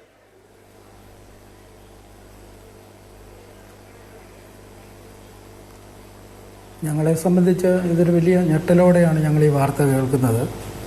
കഴിഞ്ഞ ദിവസവും ഞങ്ങളെല്ലാവരും ഒന്നിച്ചിരുന്നപ്പോൾ ഞങ്ങളുടെ ജംഗ്ഷനിൽ നാട്ടിലെ കുട്ടികളുമായിട്ട് അവൾ വന്നിരുന്ന് സംസാരിക്കുകയും ഒക്കെ ചെയ്തു പോവുകയാണ്. അപ്പോൾ 2014 രഞ്ജിത മസ്കറ്റിലേക്ക് ജോലിക്ക് പോയതും അവിടെ നിന്ന് 2019 പരീക്ഷ എഴുതി കേരളത്തിൽ ജോലി കിട്ടുകയും അവിടെ കോഴഞ്ചേരി ഗവൺമെൻറ് ഹോസ്പിറ്റലിൽ ജോലിക്ക് ജോയിൻ ചെയ്ത് 1 മാസം കഴിഞ്ഞ് 5 വർഷത്തെ അവധിയെടുത്ത് വീണ്ടും വിദേശത്തേക്ക് പോവുകയായിരുന്നു. അങ്ങനെ ആ വിദേശത്ത് പോയിട്ടാണ് തിരിച്ച് വരുന്ന വഴിക്ക് അവിടെ വെച്ച് തന്നെ ലണ്ടനിലേക്കുള്ള UK പോകാനുള്ള എക്സാമൊക്കെ എഴുതി പാസ്സായി ഇവിടെ വന്നിട്ട് തിരിച്ചു പോയത്. 7 മാസമേ ആയുള്ളൂ UK പോയിട്ട്. തിരിച്ച് വന്നു കഴിഞ്ഞപ്പോൾ ഇവിടെ വന്ന് മോള് ഇവിടെ രഞ്ജിത ഇവിടെ നാട്ടിൽ വീട് പണിയുണ്ട്, 2 മക്കളുണ്ട്. അപ്പോൾ അതെല്ലാം വീട് പണിയെല്ലാം പൂർത്തീകരിക്കുന്നതിൻ്റെ ഭാഗമായിട്ട് ഇവിടെ വന്ന ഈ അത്യാവശ്യമായിട്ട് ഇപ്പോൾ 7 മാസത്തിനുള്ളിൽ ഇവിടെ വന്നത് ഇവിടുന്ന് DMO ഓഫീസിൽ നിന്ന് ജോലിയുമായി ബന്ധപ്പെട്ട ഏതോ ഒരു പേപ്പർ വർക്കുകൾ ക്ലിയർ ചെയ്യാൻ വേണ്ടി മാത്രമാണ് ഇവിടെ വന്നത്. അതും 5 ദിവസത്തേക്കാണ് വന്നത്. ആ 5 ദിവസത്തേക്ക് വന്നതിന് ശേഷം ഉണ്ടായതാണ് ഈ ഒരു വലിയ ദുരന്തം. ഞങ്ങളെ സംബന്ധിച്ച് നാട്ടുകാർ ആകെപ്പാടെ എല്ലാവരും, കൊച്ചുകുട്ടികളും മുതൽ എല്ലാവരും വളരെ ഞെട്ടലോടുകൂടിയാണ് ഈ വാർത്ത കേട്ടതും ആ വീട്ടുകാരുമായിട്ടും ഒക്കെ. ഞങ്ങളുടെ ഒരു സഹോദര, എൻ്റെ ഏറ്റവും അടുത്ത ഒരു കുടുംബവുമാണ്. അപ്പോൾ അവരുമായിട്ടെല്ലാം ഞങ്ങൾക്ക് നല്ല ആത്മബന്ധവുമാണ്. പക്ഷേ 2 കൊച്ചുകുട്ടികളുടെ അവസ്ഥ കാണുമ്പോൾ നമുക്ക് സഹിക്കാൻ പറ്റുന്ന ഒരു കാര്യമല്ല. എന്താണ് സംഭവിച്ചതെന്നുള്ളത് ഇപ്പോഴും ഞങ്ങൾക്ക് വീട്ടുകാരെ പറഞ്ഞ് ബോധ്യപ്പെടുത്താനായിട്ട് കഴിഞ്ഞിട്ടില്ല. അപ്പം വീണ്ടും ഇത്തവണ വന്നപ്പോൾ പറഞ്ഞു, അമ്മേ ഞാനിനിയും UK അധികം നാൾ നിൽക്കുന്നില്ല, 7 മാസമായാലും പോയിട്ട് എനിക്ക് അവിടുത്തെ നിൽക്കാൻ, തണുപ്പ് കൊണ്ട് എനിക്ക് അവിടെ നിൽക്കാൻ പറ്റുന്നില്ല, ഞാൻ അത് ഇവിടെ തന്നെ ജോയിൻ ചെയ്യാനാണ് എനിക്ക് താല്പര്യം എന്ന് പറഞ്ഞു. പക്ഷേ ഇവിടെ വന്ന് DMO ഓഫീസിൽ നിന്ന് വന്ന് പേപ്പർ വർക്കുകളൊക്കെ ചെയ്തെങ്കിലും ഒരു കൃത്യമായ ഡേറ്റ് അവർ ഇന്ന് ജോയിൻ ചെയ്യണമെന്നോ ഒന്നും പറഞ്ഞില്ല. അതുകൊണ്ടാണ് വീട് പണിയും അങ്ങനെയുള്ള പ്രാരാബ്ദവും എല്ലാം കൊണ്ടാണ് ഇവിടെ നിന്നാലും ഒക്കത്തില്ല, കുട്ടികളെ പഠിപ്പിക്കുകയും വേണം, വീട് പണി തീർക്കുകയും വേണം. അതുകൊണ്ടാണ് വീണ്ടും UK പോകാനായിട്ട് ഇന്നലെ രാത്രി റെയിൽവേ സ്റ്റേഷനിൽ നിന്ന് നെടുമ്പാശ്ശേരി എയർപോർട്ടിൽ പോവുകയും അവിടെ നിന്ന് ഫ്ലൈറ്റിന് ചെന്നൈയിലെത്തുകയും ചെന്നൈയിൽ നിന്ന് അഹമ്മദാബാദിലേക്ക് പോയി എന്നാണ് അറിയുക. അത് കഴിഞ്ഞാണ് ഉച്ചയ്ക്ക് 2:30 ഈ വിവരം, ഇങ്ങനെയൊരു ദുരന്ത വാർത്ത നമുക്കറിയാൻ കഴിയുന്നത്. ഞങ്ങളെ സംബന്ധിച്ച് ഒരിക്കലും ഇത് ഉൾക്കൊള്ളാൻ കഴിയത്തില്ല. എല്ലാവരും ഈ നാട്ടുകാരൊന്നടങ്കം വലിയ മനപ്രയാസത്തിലാണ്. തീർച്ചയായിട്ടും ആ ദുഃഖത്തിൽ ഞങ്ങളും പങ്കുചേരുകയാണ്. ഈ ഒരു ദുരന്തത്തിൽ ജീവൻ നഷ്ടപ്പെട്ട പത്തനംതിട്ട സ്വദേശിയെക്കുറിച്ചാണ് പറഞ്ഞത്. ശ്രീ EK ഭരത് ഭൂഷൺ, ഒരാൾ അത്ഭുതകരമായി അദ്ദേഹം ഇപ്പോൾ ലഭ്യമല്ല, അദ്ദേഹം ഇല്ല എന്നാണ് ഞാൻ മനസ്സിലാക്കുന്നത്. വലിയ ദുരന്തം, ഒരുപക്ഷെ രാജ്യത്തിൻ്റെ വ്യോമയാന ചരിത്രത്തിൽ വലിയ ദുരന്തങ്ങൾ ഉണ്ടായിട്ടുണ്ട്. കഴിഞ്ഞ 2 പതിറ്റാണ്ടിനിടെ ഉണ്ടായിട്ടുള്ള ഏറ്റവും വലിയ ദുരന്തങ്ങളിൽ ഒന്നിന് ഈ രാജ്യം സാക്ഷ്യം വഹിക്കുകയാണ്. ഏറ്റവും പ്രധാനപ്പെട്ട കാര്യം 242 പേരിൽ ഒരാൾ ജീവനോടെ ബാക്കിയായി എന്നുള്ളതാണ്. ഒരുപക്ഷെ ഇത്രയും വലിയ ഒരു ദുരന്തം ഉണ്ടാകുമ്പോൾ പ്രത്യാശയുടെയും പ്രതീക്ഷയുടെയും ഒക്കെ കിരണമാകാൻ ആ ഒരു അതിജീവനത്തിന് ഉണ്ട്, ഒരു ശക്തി ആ അതിജീവനത്തിനുണ്ട്. എത്രയും വലിയ ദുരന്തമാണെങ്കിലും, എത്ര കാലുഷ്യങ്ങൾക്കിടയിലും പ്രതീക്ഷയുടെ ഒരു വെള്ളിരേഖയുണ്ട് എന്നതിന് സൂചകമായി വിശ്വാസ് കുമാർ രമേഷിൻ്റെ അതിജീവനത്തെ കാണാവുന്നതാണ്. ഇന്ന് ഈ ദുരന്തത്തിൻ്റെ എല്ലാ തരത്തിലുള്ള ആ അങ്ങേയറ്റത്തെ സങ്കടഭാരവും പറയുമ്പോൾ ഈ അതിജീവനം അതുകൊണ്ടൊരു ആശ്വാസമായി മാറുകയും കൂടിയാണ്. ഇപ്പോൾ നമ്മോടൊപ്പം അനൂപ് ദാസ് ഉണ്ട് ഡൽഹിയിൽ നിന്ന്. അനൂപ്, ഇനിയിപ്പോൾ ഒരു വലിയ കാര്യമുള്ളത് മൃതദേഹങ്ങളൊക്കെ തിരിച്ചറിഞ്ഞ് ബന്ധുക്കൾക്ക് വിട്ടു നൽകുക എന്നുള്ളതാണ്. നമുക്കറിയാം വിമാനം കത്തി അമരുകയാണ് ചെയ്തത് സ്ഫോടനത്തോടുകൂടി. മൃതദേഹങ്ങളെല്ലാം കത്തിക്കരിഞ്ഞു പോയിരിക്കും. DNA പരിശോധനയ്ക്ക് ശേഷം മാത്രമേ ആരാണ് എന്ന് ഐഡന്റിഫൈ ചെയ്ത് കൃത്യമായി മൃതദേഹങ്ങൾ വിട്ടുകൊടുക്കാൻ കഴിയുകയുള്ളൂ. മാത്രമല്ല ആ വിമാനം തകർന്നു വീണ ഹോസ്റ്റലുമായി ബന്ധപ്പെട്ട് നിൽക്കുന്ന ആളുകൾക്കും ജീവഹാനി നേരിട്ടിട്ടുണ്ട്. ഇപ്പോൾ അവിടുത്തെ സിവിൽ ആശുപത്രിയിൽ എന്തെല്ലാം കാര്യങ്ങളാണ് നടക്കുന്നത്? അമിത്ഷാ അടക്കമുള്ള ആളുകൾ അഹമ്മദാബാദിലേക്ക് പോയിരുന്നു. ആരാണ് കാര്യങ്ങൾ കോർഡിനേറ്റ് ചെയ്യുന്നത്? മൃതദേഹങ്ങൾ എപ്പോൾ മുതൽ ബന്ധുക്കൾക്ക് വിട്ടു നൽകി തുടങ്ങും? ഗുജറാത്ത് സർക്കാർ തന്നെയാണ് ഈ സംഭവ സ്ഥലത്തെ കാര്യങ്ങൾ കൈകാര്യം ചെയ്യുന്നത്. അതായത് പരിക്കേറ്റ ആളുകളെ ആശുപത്രിയിലേക്ക് മാറ്റിയതും ആശുപത്രിയിൽ വേണ്ട സൗകര്യങ്ങൾ ഉറപ്പാക്കുകയും മാത്രമല്ല താൽക്കാലിക സംവിധാനങ്ങൾ, ഇപ്പോൾ ബന്ധുക്കളായ ഉൾപ്പെടെയുള്ള ആളുകൾക്ക് അങ്ങോട്ടേക്ക് വരാനുണ്ട്, വരുമ്പോൾ അവർക്ക് സമയം ചിലവഴിക്കാനുള്ള സ്ഥലങ്ങൾ ഉൾപ്പെടെ സജ്ജമാക്കിക്കൊണ്ടിരിക്കുകയാണ്. ആശുപത്രിയിൽ പരിക്കേറ്റ ആളുകൾ സംബന്ധിച്ച വിവരങ്ങളൊക്കെ തന്നെ ക്രോഡീകരിക്കുകയും അവർക്ക് വേണ്ട ചികിത്സ ഉറപ്പാക്കുകയും ചെയ്യുന്നത് സംസ്ഥാന സർക്കാരാണ്. വ്യോമയാന മന്ത്രി സംഭവ സ്ഥലത്ത് ഏതാണ്ട് 1 മണിക്കൂർ മുമ്പ് എത്തിയിട്ടുണ്ട്. അതിന് കൂടെ തന്നെ ആഭ്യന്തരമന്ത്രി അമിത്ഷാ ഇപ്പോൾ ഈ അപകടം നടന്ന സ്ഥലത്ത് സന്ദർശനം നടത്തിക്കൊണ്ടിരിക്കുകയാണ്. മാത്രവുമല്ല അതിനുശേഷം അദ്ദേഹം ഒരു വിശകലന യോഗം ചേരും. എന്താണ് സംഭവിച്ചത്, ഇനി പരിക്കേറ്റ ആളുകൾ, അവരുടെ ചികിത്സ, മരണപ്പെട്ട ആളുകളുടെ DNA പരിശോധന വളരെ വേഗത്തിലാക്കുന്നതിന് വേണ്ടി ഇപ്പോൾ തന്നെ DNA പരിശോധനയ്ക്ക് വേണ്ടിയുള്ള സാമ്പിളുകൾ ശേഖരിച്ച് തുടങ്ങിയിട്ടുണ്ട്. ബന്ധുക്കളെ ഈ സംഭവ സ്ഥലത്തേക്ക് ആശുപത്രിയിലേക്ക് വിളിച്ചു വരുത്തുകയും അവിടുന്ന് സാമ്പിളുകൾ ശേഖരിക്കുകയും ചെയ്യുന്ന നടപടികൾ ആരംഭിച്ചിട്ടുണ്ട്. നാളെ വൈകിട്ടോടുകൂടി തന്നെ ഈ നടപടിക്രമങ്ങളൊക്കെ പരമാവധി പൂർത്തിയാക്കാനുള്ള ഒരു ഇടപെടൽ നടക്കുന്നുണ്ട്. അധികം വൈകാതെ തന്നെ ബന്ധുക്കൾക്ക് മൃതദേഹം വിട്ടു നൽകാനുള്ള ഇടപെടലാണ് സംസ്ഥാന സർക്കാരിൻ്റെ ഭാഗമായിട്ട് ഇപ്പോൾ നടക്കുന്നത്. അതാണിപ്പോൾ അഹമ്മദാബാദുമായി ബന്ധപ്പെട്ട് ഇത്രയും കാര്യങ്ങളാണ് ഇപ്പോൾ നടക്കുന്നത്. അതിനപ്പുറത്തേക്ക് എന്താണ് സംഭവിച്ചത്, എങ്ങനെയാണ് വിമാനം തകർന്ന് വീഴുന്നത് എന്ന വളരെ പ്രധാനപ്പെട്ട ചോദ്യമുണ്ട്. ആ ചോദ്യത്തിന് ഉത്തരം കിട്ടണമെങ്കിൽ ഒന്ന് ബ്ലാക്ക് ബോക്സ് കണ്ടെത്തി ഈ അന്വേഷണം പൂർത്തിയായി ആ അന്വേഷണത്തിൻ്റെ പ്രാഥമികമായിട്ടുള്ള റിപ്പോർട്ടെങ്കിലും കേന്ദ്ര സർക്കാരിന് സമർപ്പിച്ച് അതിൻ്റെ വിവരങ്ങൾ പുറത്തു വരണം. അതും വൈകാതെ ഉണ്ടാകുമെന്നാണ് മനസ്സിലാക്കാൻ കഴിയുന്ന കാര്യം. അവിടെ അനൂപ്, ഈ ബോയിങ് 787-8 എന്നുള്ള ഡ്രീം ലൈനർ എയർക്രാഫ്റ്റ് ലോകത്തെ തന്നെ ഏറ്റവും മികച്ച സുരക്ഷാ സംവിധാനങ്ങളുള്ള ഒരു എയർക്രാഫ്റ്റാണ്. കഴിഞ്ഞ 1.5 പതിറ്റാണ്ട് മുമ്പാണ് ഇന്ത്യൻ ഏവിയേഷൻ കമ്പനികൾ ഈ ഡ്രീം ലൈനർ വാങ്ങുന്നത്. അത് വാങ്ങിയ സമയത്ത് ആ സമയത്തെ മാധ്യമ വാർത്തകളിൽ അത് വലിയ ആഘോഷമായിരുന്നു. അങ്ങനെ ഏറ്റവും പ്രസ്റ്റീജിയസ് ആയിട്ടുള്ള ഒരു വിമാനമാണ് ഈ ഡ്രീം ലൈനർ. ആ ഡ്രീം ലൈനർ തകർന്നു വീണിരിക്കുന്നു. 169 ഇന്ത്യക്കാരും 53 ബ്രിട്ടീഷ് പൗരന്മാരും 1 കനേഡിയൻ പൗരനും 7 പോർച്ചുഗീസ് പൗരന്മാരും കൊല്ലപ്പെട്ടിരിക്കുന്നു എന്നുള്ളത് ആഗോളതലത്തിൽ തന്നെ വലിയ വാർത്തയാണ്. ലോകത്തെ എല്ലാ പ്രധാനപ്പെട്ട ന്യൂസ് ഔട്ട്ലെറ്റുകളും ഈ വാർത്തയാണ് ഇപ്പോൾ ചർച്ച ചെയ്തുകൊണ്ടിരിക്കുന്നത്, അല്ലെങ്കിൽ വിശകലനം ചെയ്തുകൊണ്ടിരിക്കുന്നത്. എന്തുകൊണ്ടാണ് ഇങ്ങനെ ഒരു എയർക്രാഫ്റ്റ് ദുരന്തം ഉണ്ടായതെന്ന് ലോകം തന്നെ വിലയിരുത്തുകയാണ്. ഈ എയർ ഇന്ത്യയുടെ ഉടമസ്ഥരായ ടാറ്റയും വിമാനത്താവളത്തിൻ്റെ കൈകാര്യകർത്താക്കളായിട്ടുള്ള അദാനി ഗ്രൂപ്പും അതുപോലെ തന്നെ ബോയിങ്ങും ഒക്കെ ഇതേക്കുറിച്ച് പ്രതികരിച്ചിട്ടുണ്ടോ? എന്താണ് ഇവരുടെ ഒക്കെ പ്രതികരണങ്ങൾ? ഈ ടാറ്റ, ഏറ്റവും പ്രധാനപ്പെട്ടത് എയർ ഇന്ത്യയുടെ ഉടമകളായിട്ടുള്ള ടാറ്റയുടെ പ്രതികരണമാണ്. ടാറ്റ പറയുന്നത് എന്താണ് ഈ അപകടത്തിൻ്റെ കാരണമെന്ന് വ്യക്തമായിട്ടില്ല, അത് അന്വേഷിക്കുന്നുണ്ട്. അതിന് പുറമെ ഈ മരണപ്പെട്ട ആളുകളുടെ കുടുംബത്തിന് 1 കോടി രൂപ വീതം ഞങ്ങൾ, അതായത് ടാറ്റ നൽകുമെന്ന് അവർ വ്യക്തമാക്കിയിരിക്കുന്നു. അതിൻ്റെ കൂടെ തന്നെ ഈ മെഡിക്കൽ കോളേജിൻ്റെ ഒരു കെട്ടിടം സമ്പൂർണ്ണമായി തകർന്നു പോയിട്ടുണ്ട്, അത് പുനർനിർമ്മിച്ച് നൽകുമെന്ന് പറയുന്നുണ്ട്. അതിൻ്റെ കൂടെ ചികിത്സയ്ക്ക് വേണ്ട, ഇപ്പോൾ ആശുപത്രിയിൽ ചികിത്സയിലുള്ള ആളുകളുടെ സമ്പൂർണ്ണമായ ചികിത്സാ ചിലവും ടാറ്റ കമ്പനി വഹിക്കുമെന്നാണ് ഈ കമ്പനി പറയുന്നത്. ബോയിങ്ങുമായി ബന്ധപ്പെട്ട ഔദ്യോഗികമായിട്ടുള്ള കാര്യമായ പ്രതികരണം വന്നിട്ടില്ല. പക്ഷേ ലോകത്താകമാനമുള്ള ആളുകൾ ഈ കാര്യം ശ്രദ്ധിക്കുന്നുണ്ട്. ബോയിങ്ങിൻ്റെ ഓഹരിയിൽ വലിയ ഇടിവ് സംഭവിച്ചിട്ടുണ്ട്. മാത്രവുമല്ല ലോകത്തെ പ്രധാനപ്പെട്ട ലോകരാജ്യങ്ങളിലെ നേതാക്കന്മാരൊക്കെ അനുശോചന സന്ദേശം നമ്മുടെ രാജ്യത്തിന് അയക്കുന്നുണ്ട്. അത് തന്നെ ലോകത്ത് തന്നെ, ഇന്ത്യ എന്ന് നമ്മൾ പറയുമ്പോൾ ലോകത്ത് തന്നെ നടന്ന വിമാന ദുരന്തങ്ങളിൽ വലിയ ഒന്നായി മാറുകയാണിത്. നേരത്തെ നമുക്ക് തന്നെ അറിയാം, ഇന്ത്യയിൽ സംഭവിച്ച വലിയ വിമാന ദുരന്തങ്ങളിൽ ഒന്ന് മംഗളൂരുവിലേതായിരുന്നു. അവിടെ ആളുകൾ 8-9 പേർ രക്ഷപ്പെടുകയുണ്ടായി. പക്ഷേ അത്ര പോലും ആളുകളെ ബാക്കി വെക്കാതെ വലിയൊരു ദുരന്തം സംഭവിച്ചിരിക്കുന്നു. അതിലിനിയിപ്പോൾ ഏറ്റവും പ്രധാനമായി അറിയാനുള്ള കാര്യം, അഭിലാഷ് തന്നെ സൂചിപ്പിച്ച പോലെ വലിയ സുരക്ഷാ സന്നാഹങ്ങളുള്ള, അപകടങ്ങൾ ഉണ്ടാവാൻ സാധ്യത തീരെ കുറവ് എന്ന് പറയുന്ന ഒരു വിമാനത്തിലാണ് ഇപ്പോൾ ഈ അപകടം സംഭവിച്ചത്.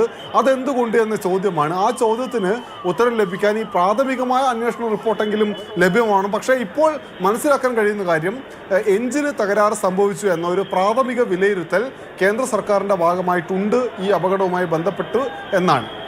യെസ്, തുടരണം അനൂപ്. ശ്രീ PG അനിൽകുമാർ, നേരത്തെ താങ്കൾ രഞ്ജിതയുടെ ചുറ്റുപാടുകളെക്കുറിച്ചും മറ്റുമൊക്കെ വിവരിക്കുകയുണ്ടായി. 2 കുഞ്ഞു മക്കളാണ്, 7ാം ക്ലാസ്സിലും 10ാം ക്ലാസ്സിലും പഠിക്കുന്ന 2 കുട്ടികളാണ് ഉള്ളത്. പിന്നെ അമ്മയും, അച്ഛൻ നേരത്തെ മരിച്ചു. ഈ കുടുംബത്തെ സംബന്ധിച്ച് ഔദ്യോഗികമായ വിവരം ലഭ്യമായി കഴിഞ്ഞോ? നമുക്ക് പാസഞ്ചർ ലിസ്റ്റും മറ്റു കാര്യങ്ങളൊക്കെ ഉണ്ട്, കൺഫേം ആണ് എങ്കിൽ പോലും ഈ മരണം സംബന്ധിച്ച്, അതുപോലെ തന്നെ മൃതദേഹം വിട്ടുകിട്ടുന്നത് സംബന്ധിച്ച് ഒക്കെയുള്ള ഔദ്യോഗികമായ കമ്മ്യൂണിക്കേഷൻ അവിടെ നാട്ടിൽ ലഭിച്ചിട്ടുണ്ടോ? ഇവിടുന്ന് വില്ലേജ് ഓഫീസിൽ നിന്ന് വില്ലേജ് ഓഫീസർ അടക്കവും അതുപോലെ തഹസീൽ RDOയുടെ ഓഫീസിൽ നിന്നുമൊക്കെ ഉദ്യോഗസ്ഥർ വന്നിട്ടുണ്ടായിരുന്നു. കളക്ടർ 8:45 അവിടെ വീട് സന്ദർശിക്കുമെന്നാണ് അറിയാൻ കഴിഞ്ഞിരിക്കുന്നത്.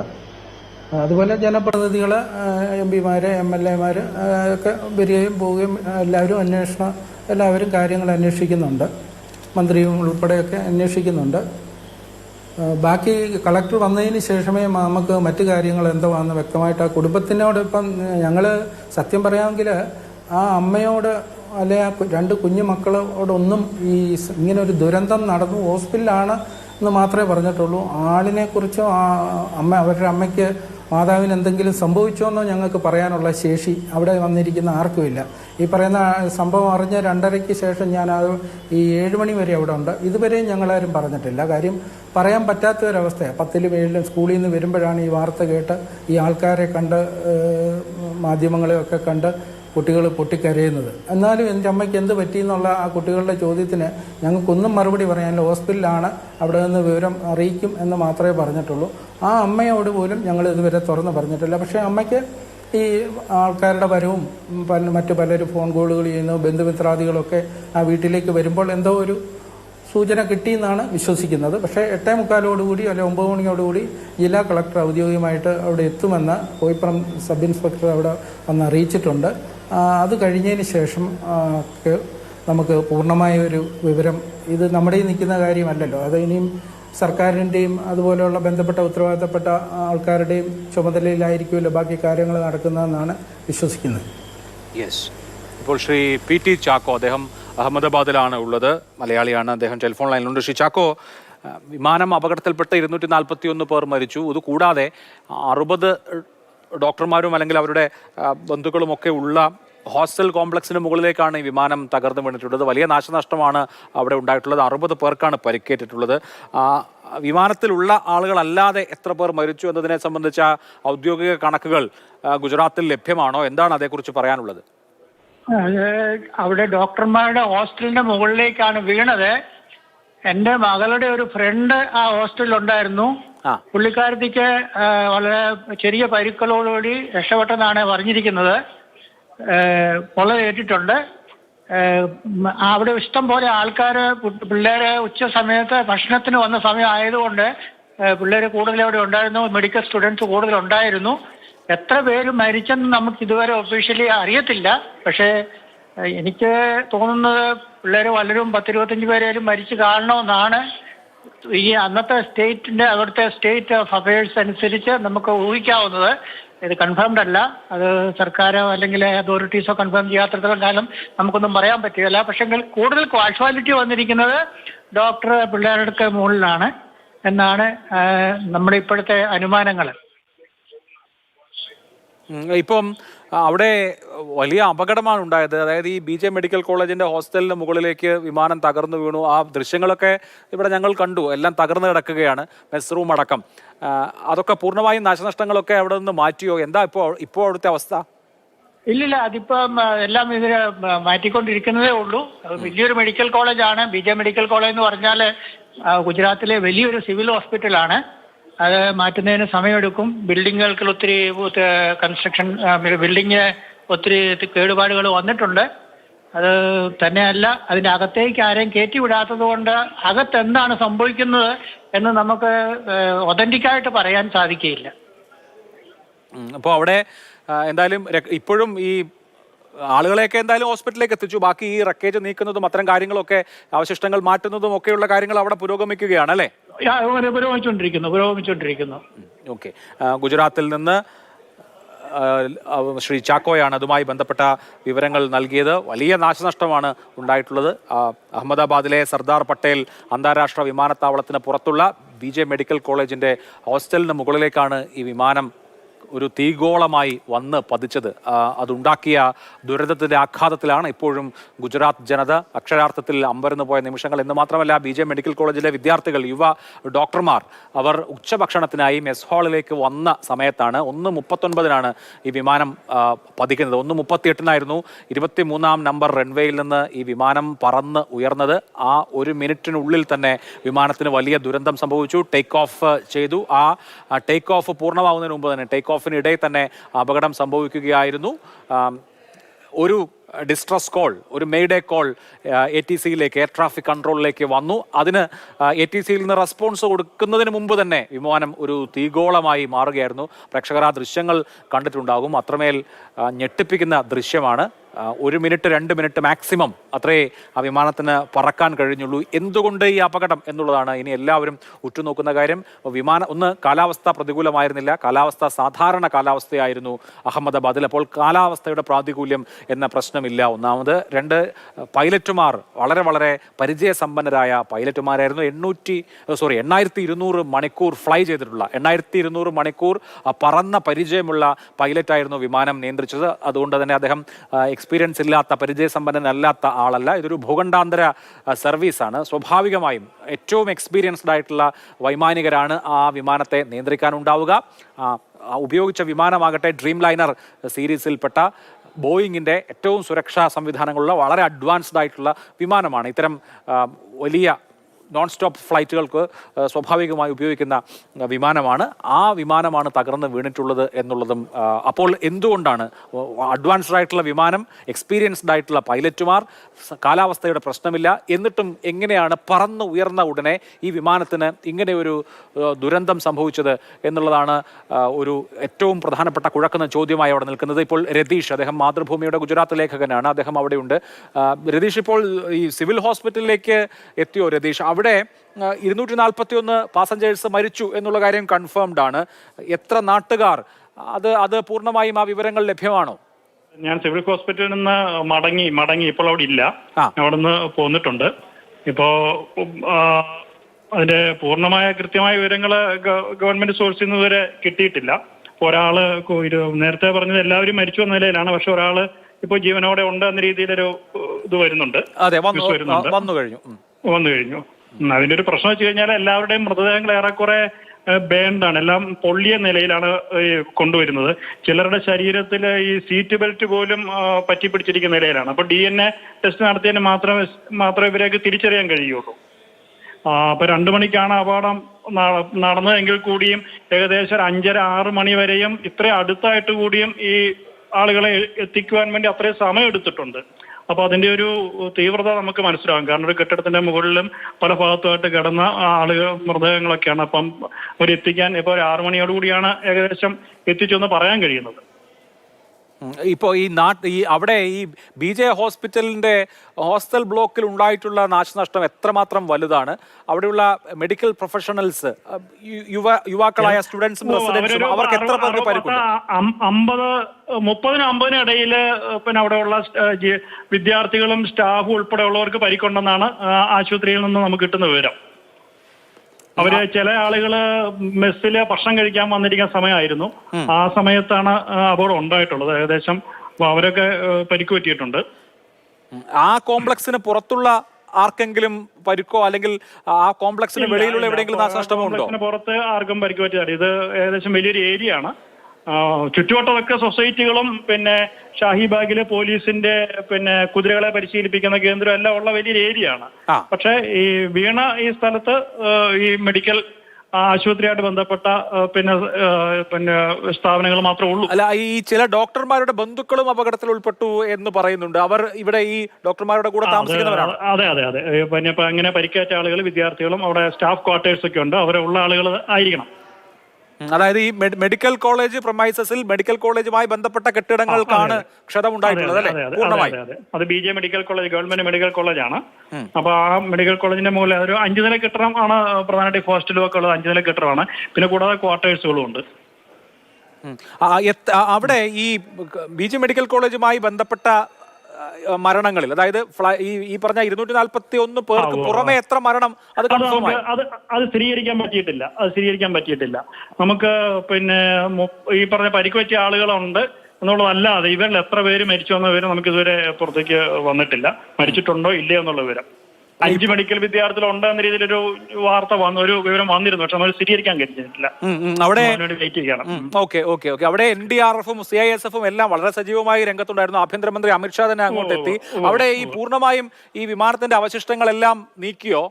ഇല്ലില്ല, നീക്കാൻ കഴിഞ്ഞിട്ടില്ല. അത് അവര് ഈ ആളുകളെ ആളുകളെ പരിക്കുപറ്റിയവരെ എത്തിക്കുക എന്നുള്ളൊരു ഇതിനാണ് പ്രാധാന്യം കൊടുത്തിട്ടുള്ളത്. പല സ്ഥലത്തായിട്ടാണ്, കെട്ടിടത്തിന്റെ പല ഭാഗത്തായിട്ടാണ് വീണിട്ടുള്ളത്. അതിന്റെ ഒരു മേൽക്കൂരയിൽ തന്നെയാണ് അതിന്റെ പിന്നെ ചക്രം വീണ് കിടക്കുന്നതിന്റെ മേൽക്കൂരയിലാണ്. മേൽക്കൂരയിൽ ആ വിമാനത്തിന്റെ ഒരു ഭാഗം ഇരിക്കുന്ന ദൃശ്യങ്ങൾ, അതിന്റെ ഫോട്ടോഗ്രാഫുകൾ ഇപ്പോൾ ഇതിനോടകം തന്നെ വന്നിട്ടുണ്ട്. ആ അപകടത്തിന്റെ നടുക്കത്തിലാണ് ഗുജറാത്ത്. വളരെ നന്ദി രതീഷ്, ഈ സമയത്ത് ഇത്രയും ഇൻഫർമേഷൻ, ഇത്രയും വിവരങ്ങൾ ഷെയർ ചെയ്തതിന്. ഞാൻ ഒരിക്കൽ കൂടി പറയാം, എയർ ഇന്ത്യയുടെ ബോയിങ് വിമാനം ബോയിങ് 7878 ഡ്രീം ലൈനർ എയർക്രാഫ്റ്റ് ആണ് ഈ അപകടത്തിൽപ്പെട്ടത്. AI-171 എന്നായിരുന്നു ആ സർവീസിന്റെ പേര്. ഗുജറാത്തിലെ അഹമ്മദാബാദിൽ നിന്ന് ലണ്ടനിലെ ഗാറ്റ്വിക് എയർപോർട്ടിലേക്ക് യാത്ര ചെയ്യുകയായിരുന്ന വിമാനം. അതിൽ 242 യാത്രക്കാരാണ് ഉണ്ടായിരുന്നത്. 242 പേരിൽ 10 പേർ ക്രൂ അംഗങ്ങളാണ്, ബാക്കിയുള്ള 12 പേർ ക്രൂ അംഗങ്ങളാണ്. അതായത് 2 പൈലറ്റുമാരും 10 ക്യാബിൻ ക്രൂവും അടക്കം 242 പേർ, 230 യാത്രക്കാർ. ആ 230 യാത്രക്കാരിൽ 2 പേർ നവജാത ശിശുക്കളാണ്, 2 കുഞ്ഞുങ്ങളാണ്, നവജാത ശിശുക്കളാണ്. പ്രായപൂർത്തിയാകാത്ത 11 പേരുണ്ടായിരുന്നു. 11 കുട്ടികളും 2 നവജാത ശിശുക്കളും അടക്കമാണ് ഈ 230 പാസഞ്ചേഴ്സ്. കൂടാതെ 10 ക്യാബിൻ ക്രൂ മെമ്പർമാർ, 2 പൈലറ്റുമാർ. ഈ പൈലറ്റുമാർ സുമീത് സബർവാൾ ആയിരുന്നു ഈ വിമാനത്തിന്റെ ക്യാപ്റ്റൻ. അദ്ദേഹം അതുപോലെ തന്നെ ഫസ്റ്റ് ഓഫീസർ ആയിരുന്നത് ക്ലൈവ് കുണ്ടാർ. ഇവർ 2 പേരും വളരെ എക്സ്പീരിയൻസ് ഉള്ള പൈലറ്റുമാരാണ്. ഇതിൽ ക്യാപ്റ്റൻ സുമീത് സബർവാൾ 8200 മണിക്കൂർ വിമാനം പറത്തി എക്സ്പീരിയൻസ് ഉള്ള ആളാണ്. അതുപോലെ തന്നെ രണ്ടാമത്തെ കോ പൈലറ്റിന് 1100 അവേഴ്സാണ് ഫ്ലൈയിങ് എക്സ്പീരിയൻസ് ഉള്ളത്. കോ പൈലറ്റിന് 1100ഉം പൈലറ്റിന് 8200 മണിക്കൂറുകൾ ഫ്ലൈയിങ് എക്സ്പീരിയൻസ് ഉണ്ടായിരുന്നു. അപ്പോൾ വളരെ പരിചയസമ്പന്നരായ പൈലറ്റുമാർ, ഏറ്റവും പ്രധാനപ്പെട്ട ഏറ്റവും സംവിധാനങ്ങളുള്ള എയർക്രാഫ്റ്റായ ഡ്രീം ലൈനർ. ഇവിടെയാണ് അപകടം ഉണ്ടാകുന്നത്. അപ്പോൾ എന്താണ് അപകട കാരണം എന്നുള്ളതാണ് ഇനി അറിയാനിരിക്കുന്നത്. 13:39 ഇന്ത്യൻ സ്റ്റാൻഡേർഡ് ടൈം, അതായത് 1:39 ടേക്ക് ഓഫ് നടന്നത്. ടേക്ക് ഓഫ് നടന്ന ഉടൻ തന്നെ ATCയിലേക്ക് ഒരു മെയ്ഡേ കോൾ വന്നു. അതായത് പൈലറ്റിന്റെ ഭാഗത്തു നിന്ന് അപകട സന്ദേശം വന്നു. ATC റെസ്പോണ്ട് ചെയ്യുന്നതിന് മുമ്പ് തന്നെ സ്ഫോടന ശബ്ദത്തോടുകൂടി വിമാനം തകർന്നു വീഴുകയായിരുന്നു. റൺവേ 23 നിന്നാണ് ഈ വിമാനം ടേക്ക് ഓഫ് ചെയ്തത്. മിനിറ്റുകൾക്കുള്ളിൽ ഒരു മെയ്ഡേ കോൾ, അതിന് റെസ്പോൺസ് വരുന്നതിന് മുൻപ് തന്നെ വിമാനം തകർന്നു വീഴൽ, ഇതാണ് സംഭവിച്ചിരിക്കുന്നത്. ഇനി എന്തുകൊണ്ട് ഈ അപകടം എന്നുള്ളതാണ് അറിയാൻ ഉള്ളത്. അതിനായി ഉള്ള അന്വേഷണം ഇതിനോടകം തന്നെ തുടങ്ങിക്കഴിഞ്ഞിട്ടുണ്ട്. ലോകം തന്നെയും കാത്തിരിക്കുകയാണ്. നമ്മൾ ശ്രദ്ധിക്കേണ്ട ഒരു കാര്യം, ബോയിങ്ങിന്റെ ഡ്രീം ലൈനർ വിമാനത്തിന് ചരിത്രത്തിൽ ഇതുവരെ സംഭവിച്ചിട്ടുള്ള ഏറ്റവും വലിയ അപകടമാണ്. ആളപായമുള്ള അപകടം ഇന്നേ വരെ ഡ്രീം ലൈനറിന് വന്നിട്ടില്ല. ആളപായമുള്ള ആദ്യത്തെ അപകടം ഇന്ത്യയിൽ ഉണ്ടായിരിക്കുന്നു, അഹമ്മദാബാദിൽ ഉണ്ടായിരിക്കുന്നു. അതിൻ്റെ നടുക്കത്തിൽ തന്നെയാണ് ഇപ്പോഴും രാജ്യം. ഇതിൽ ഏറ്റവും എടുത്തു പറയേണ്ട കാര്യം, ഒരാൾ, വിശ്വാസ് കുമാർ രമേശ് എന്ന ആൾ ജീവനോടെ അതിജീവിച്ചിരിക്കുന്നു അവിശ്വസനീയമായി എന്നുള്ളതാണ്.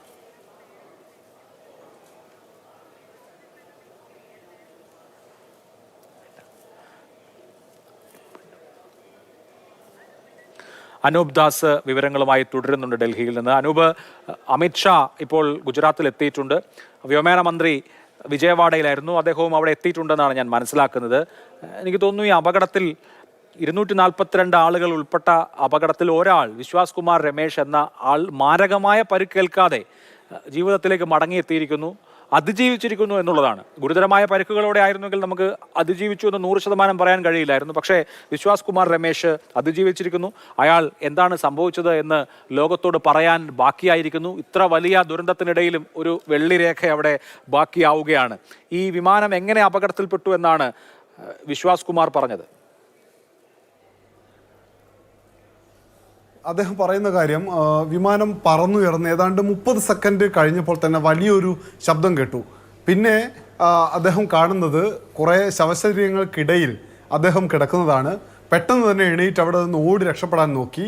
പോകുന്ന വഴിയിൽ ആരൊക്കെയോ ചേർന്ന് അദ്ദേഹത്തെ ആംബുലൻസിലേക്ക് മാറ്റി. ഇത്രയുമാണ് ഈ പരിക്കേറ്റ് ആശുപത്രിയിലേക്ക് പോകുന്ന വഴിയിൽ വിശ്വാസ് കുമാർ കൂടെ ഉണ്ടായിരുന്ന ആളുകളോട് പറഞ്ഞത് അദ്ദേഹത്തിൻ്റെ കണ്ണിനും നെഞ്ചിനും കാലിനും പരിക്കുണ്ട്. പരിക്ക് അഭിലാഷ് പറഞ്ഞ പോലെ അതീവ ഗുരുതരമല്ല, പക്ഷേ പരിക്കുണ്ട്. ആ പരിക്കൊന്ന് മാറി അദ്ദേഹത്തിൻ്റെ ആരോഗ്യനില കുറച്ചുകൂടി മെച്ചപ്പെട്ട് കഴിഞ്ഞാൽ അദ്ദേഹത്തോട് കൂടുതൽ സംസാരിക്കാൻ പറ്റും. മാത്രവുമല്ല ഈ രക്ഷപ്പെട്ടയാളുടെ സഹോദരൻ കൂടി ഇതേ വിമാനത്തിലുണ്ടായിരുന്നു. പക്ഷേ അദ്ദേഹത്തിൻ്റെ മരണവും സ്ഥിരീകരിക്കപ്പെട്ടു എന്നുള്ളതാണ് വിഷമകരമായിട്ടുള്ളൊരു കാര്യം. നേരത്തെ ഇന്ത്യൻ പൗരനായിരുന്നു, ഇന്ത്യൻ വംശജനാണ്. കഴിഞ്ഞ 20 വർഷമായി അദ്ദേഹം ലണ്ടനിലാണ് താമസം. ഇന്ത്യയിലേക്ക് വന്ന് കുറച്ച് ദിവസങ്ങൾ താമസിച്ച് തിരികെ ലണ്ടനിലേക്ക് പോകുന്നതിനിടയിലാണ് ഈ മഹാദുരന്തം സംഭവിച്ചിരിക്കുന്നത്. എന്തായാലും എന്താണ് സംഭവിച്ചത് എന്നത് വിമാനത്തിനുള്ളിൽ ഇരുന്ന ഒരാളിൽ നിന്ന് അന്വേഷണ സംഘത്തിനൊക്കെ അറിയാൻ കഴിയും. അതിൻ്റെ കൂടെ ബ്ലാക്ക് ബോക്സ് ലഭിക്കും, ഒപ്പം ATCയിൽ നിന്നുള്ള വിവരങ്ങൾ ഉണ്ടാവും. ഇതെല്ലാം കൂടി ചേർത്ത് വെച്ചുകൊണ്ട് ഈ വിമാനത്തിന് അപകടത്തിലേക്ക് വഴുതി വീഴാനുള്ള കാരണം എന്താണ് എന്നത് നമുക്ക് കണ്ടെത്താൻ കഴിയും എന്നാണ് പ്രതീക്ഷിക്കപ്പെടുന്നത്. ജയചന്ദ്രൻ, അദ്ദേഹം അഹമ്മദാബാദിലാണ്, ഡോക്ടറാണ്. നമ്മുടെ നേരത്തെയും അദ്ദേഹം സംസാരിച്ചു. അദ്ദേഹമുണ്ട്. ശ്രീ ജയചന്ദ്രൻ, അങ്ങേക്ക് കേൾക്കാമോ? ഇപ്പോ അവിടെയുള്ള അവസ്ഥ എന്താണ്? താങ്കൾ സിവിൽ ആശുപത്രിയിൽ പോയിരുന്നോ? ഇപ്പോഴുള്ള അവിടുത്തെ അവസ്ഥ എന്താണ്? ഈ ചുറ്റുവട്ടത്തുള്ള ഡോക്ടർമാരായിട്ടുള്ള ആളുകൾ തന്നെയും മരണപ്പെട്ടിട്ടുണ്ട് എന്നുള്ളതാണ് നമുക്ക് ലഭ്യമാവുന്ന വിവരം. എത്ര പേർ എന്നുള്ളതിനെ സംബന്ധിച്ചൊക്കെ ഒരു സ്ഥിരീകരണമായോ? ഇപ്പൊ നമുക്ക് കിട്ടുന്ന ഇൻഫർമേഷൻ അനുസരിച്ചിട്ട് മെസ് ഹോളില്, അതായത് അവരുടെ ഹോസ്റ്റലിന്റെ മെസ് ഹോളിലാണ് ഈ വിമാനത്തിന്റെ ഒരു ഭാഗം വന്ന് തകർന്നിരിക്കുന്നത്. അവിടെ തന്നെ 6 വിദ്യാർത്ഥികളുടെ മരണമാണ് ഇപ്പോൾ നമുക്ക് റിപ്പോർട്ട് ചെയ്തിരിക്കുന്നത്. ഇനിയും കാഷ്വാലിറ്റീസ് അവിടെ ഉണ്ടാകാം.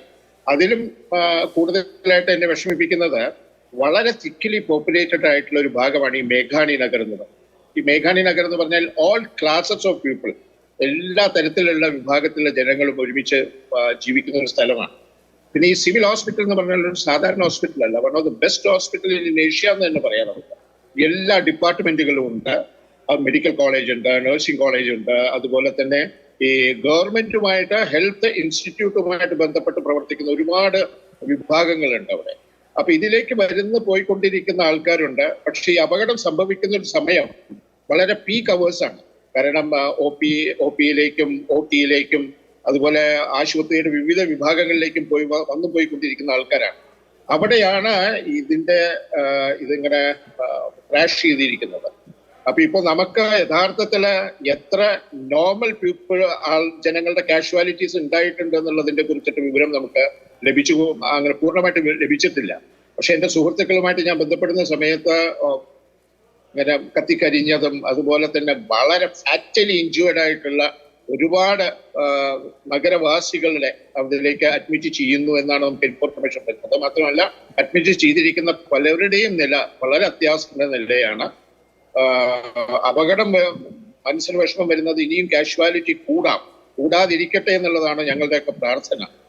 പക്ഷെ അത് നടക്കുമോ ഇല്ലയോ എന്ന് നമുക്ക് പറയാൻ പറ്റില്ല.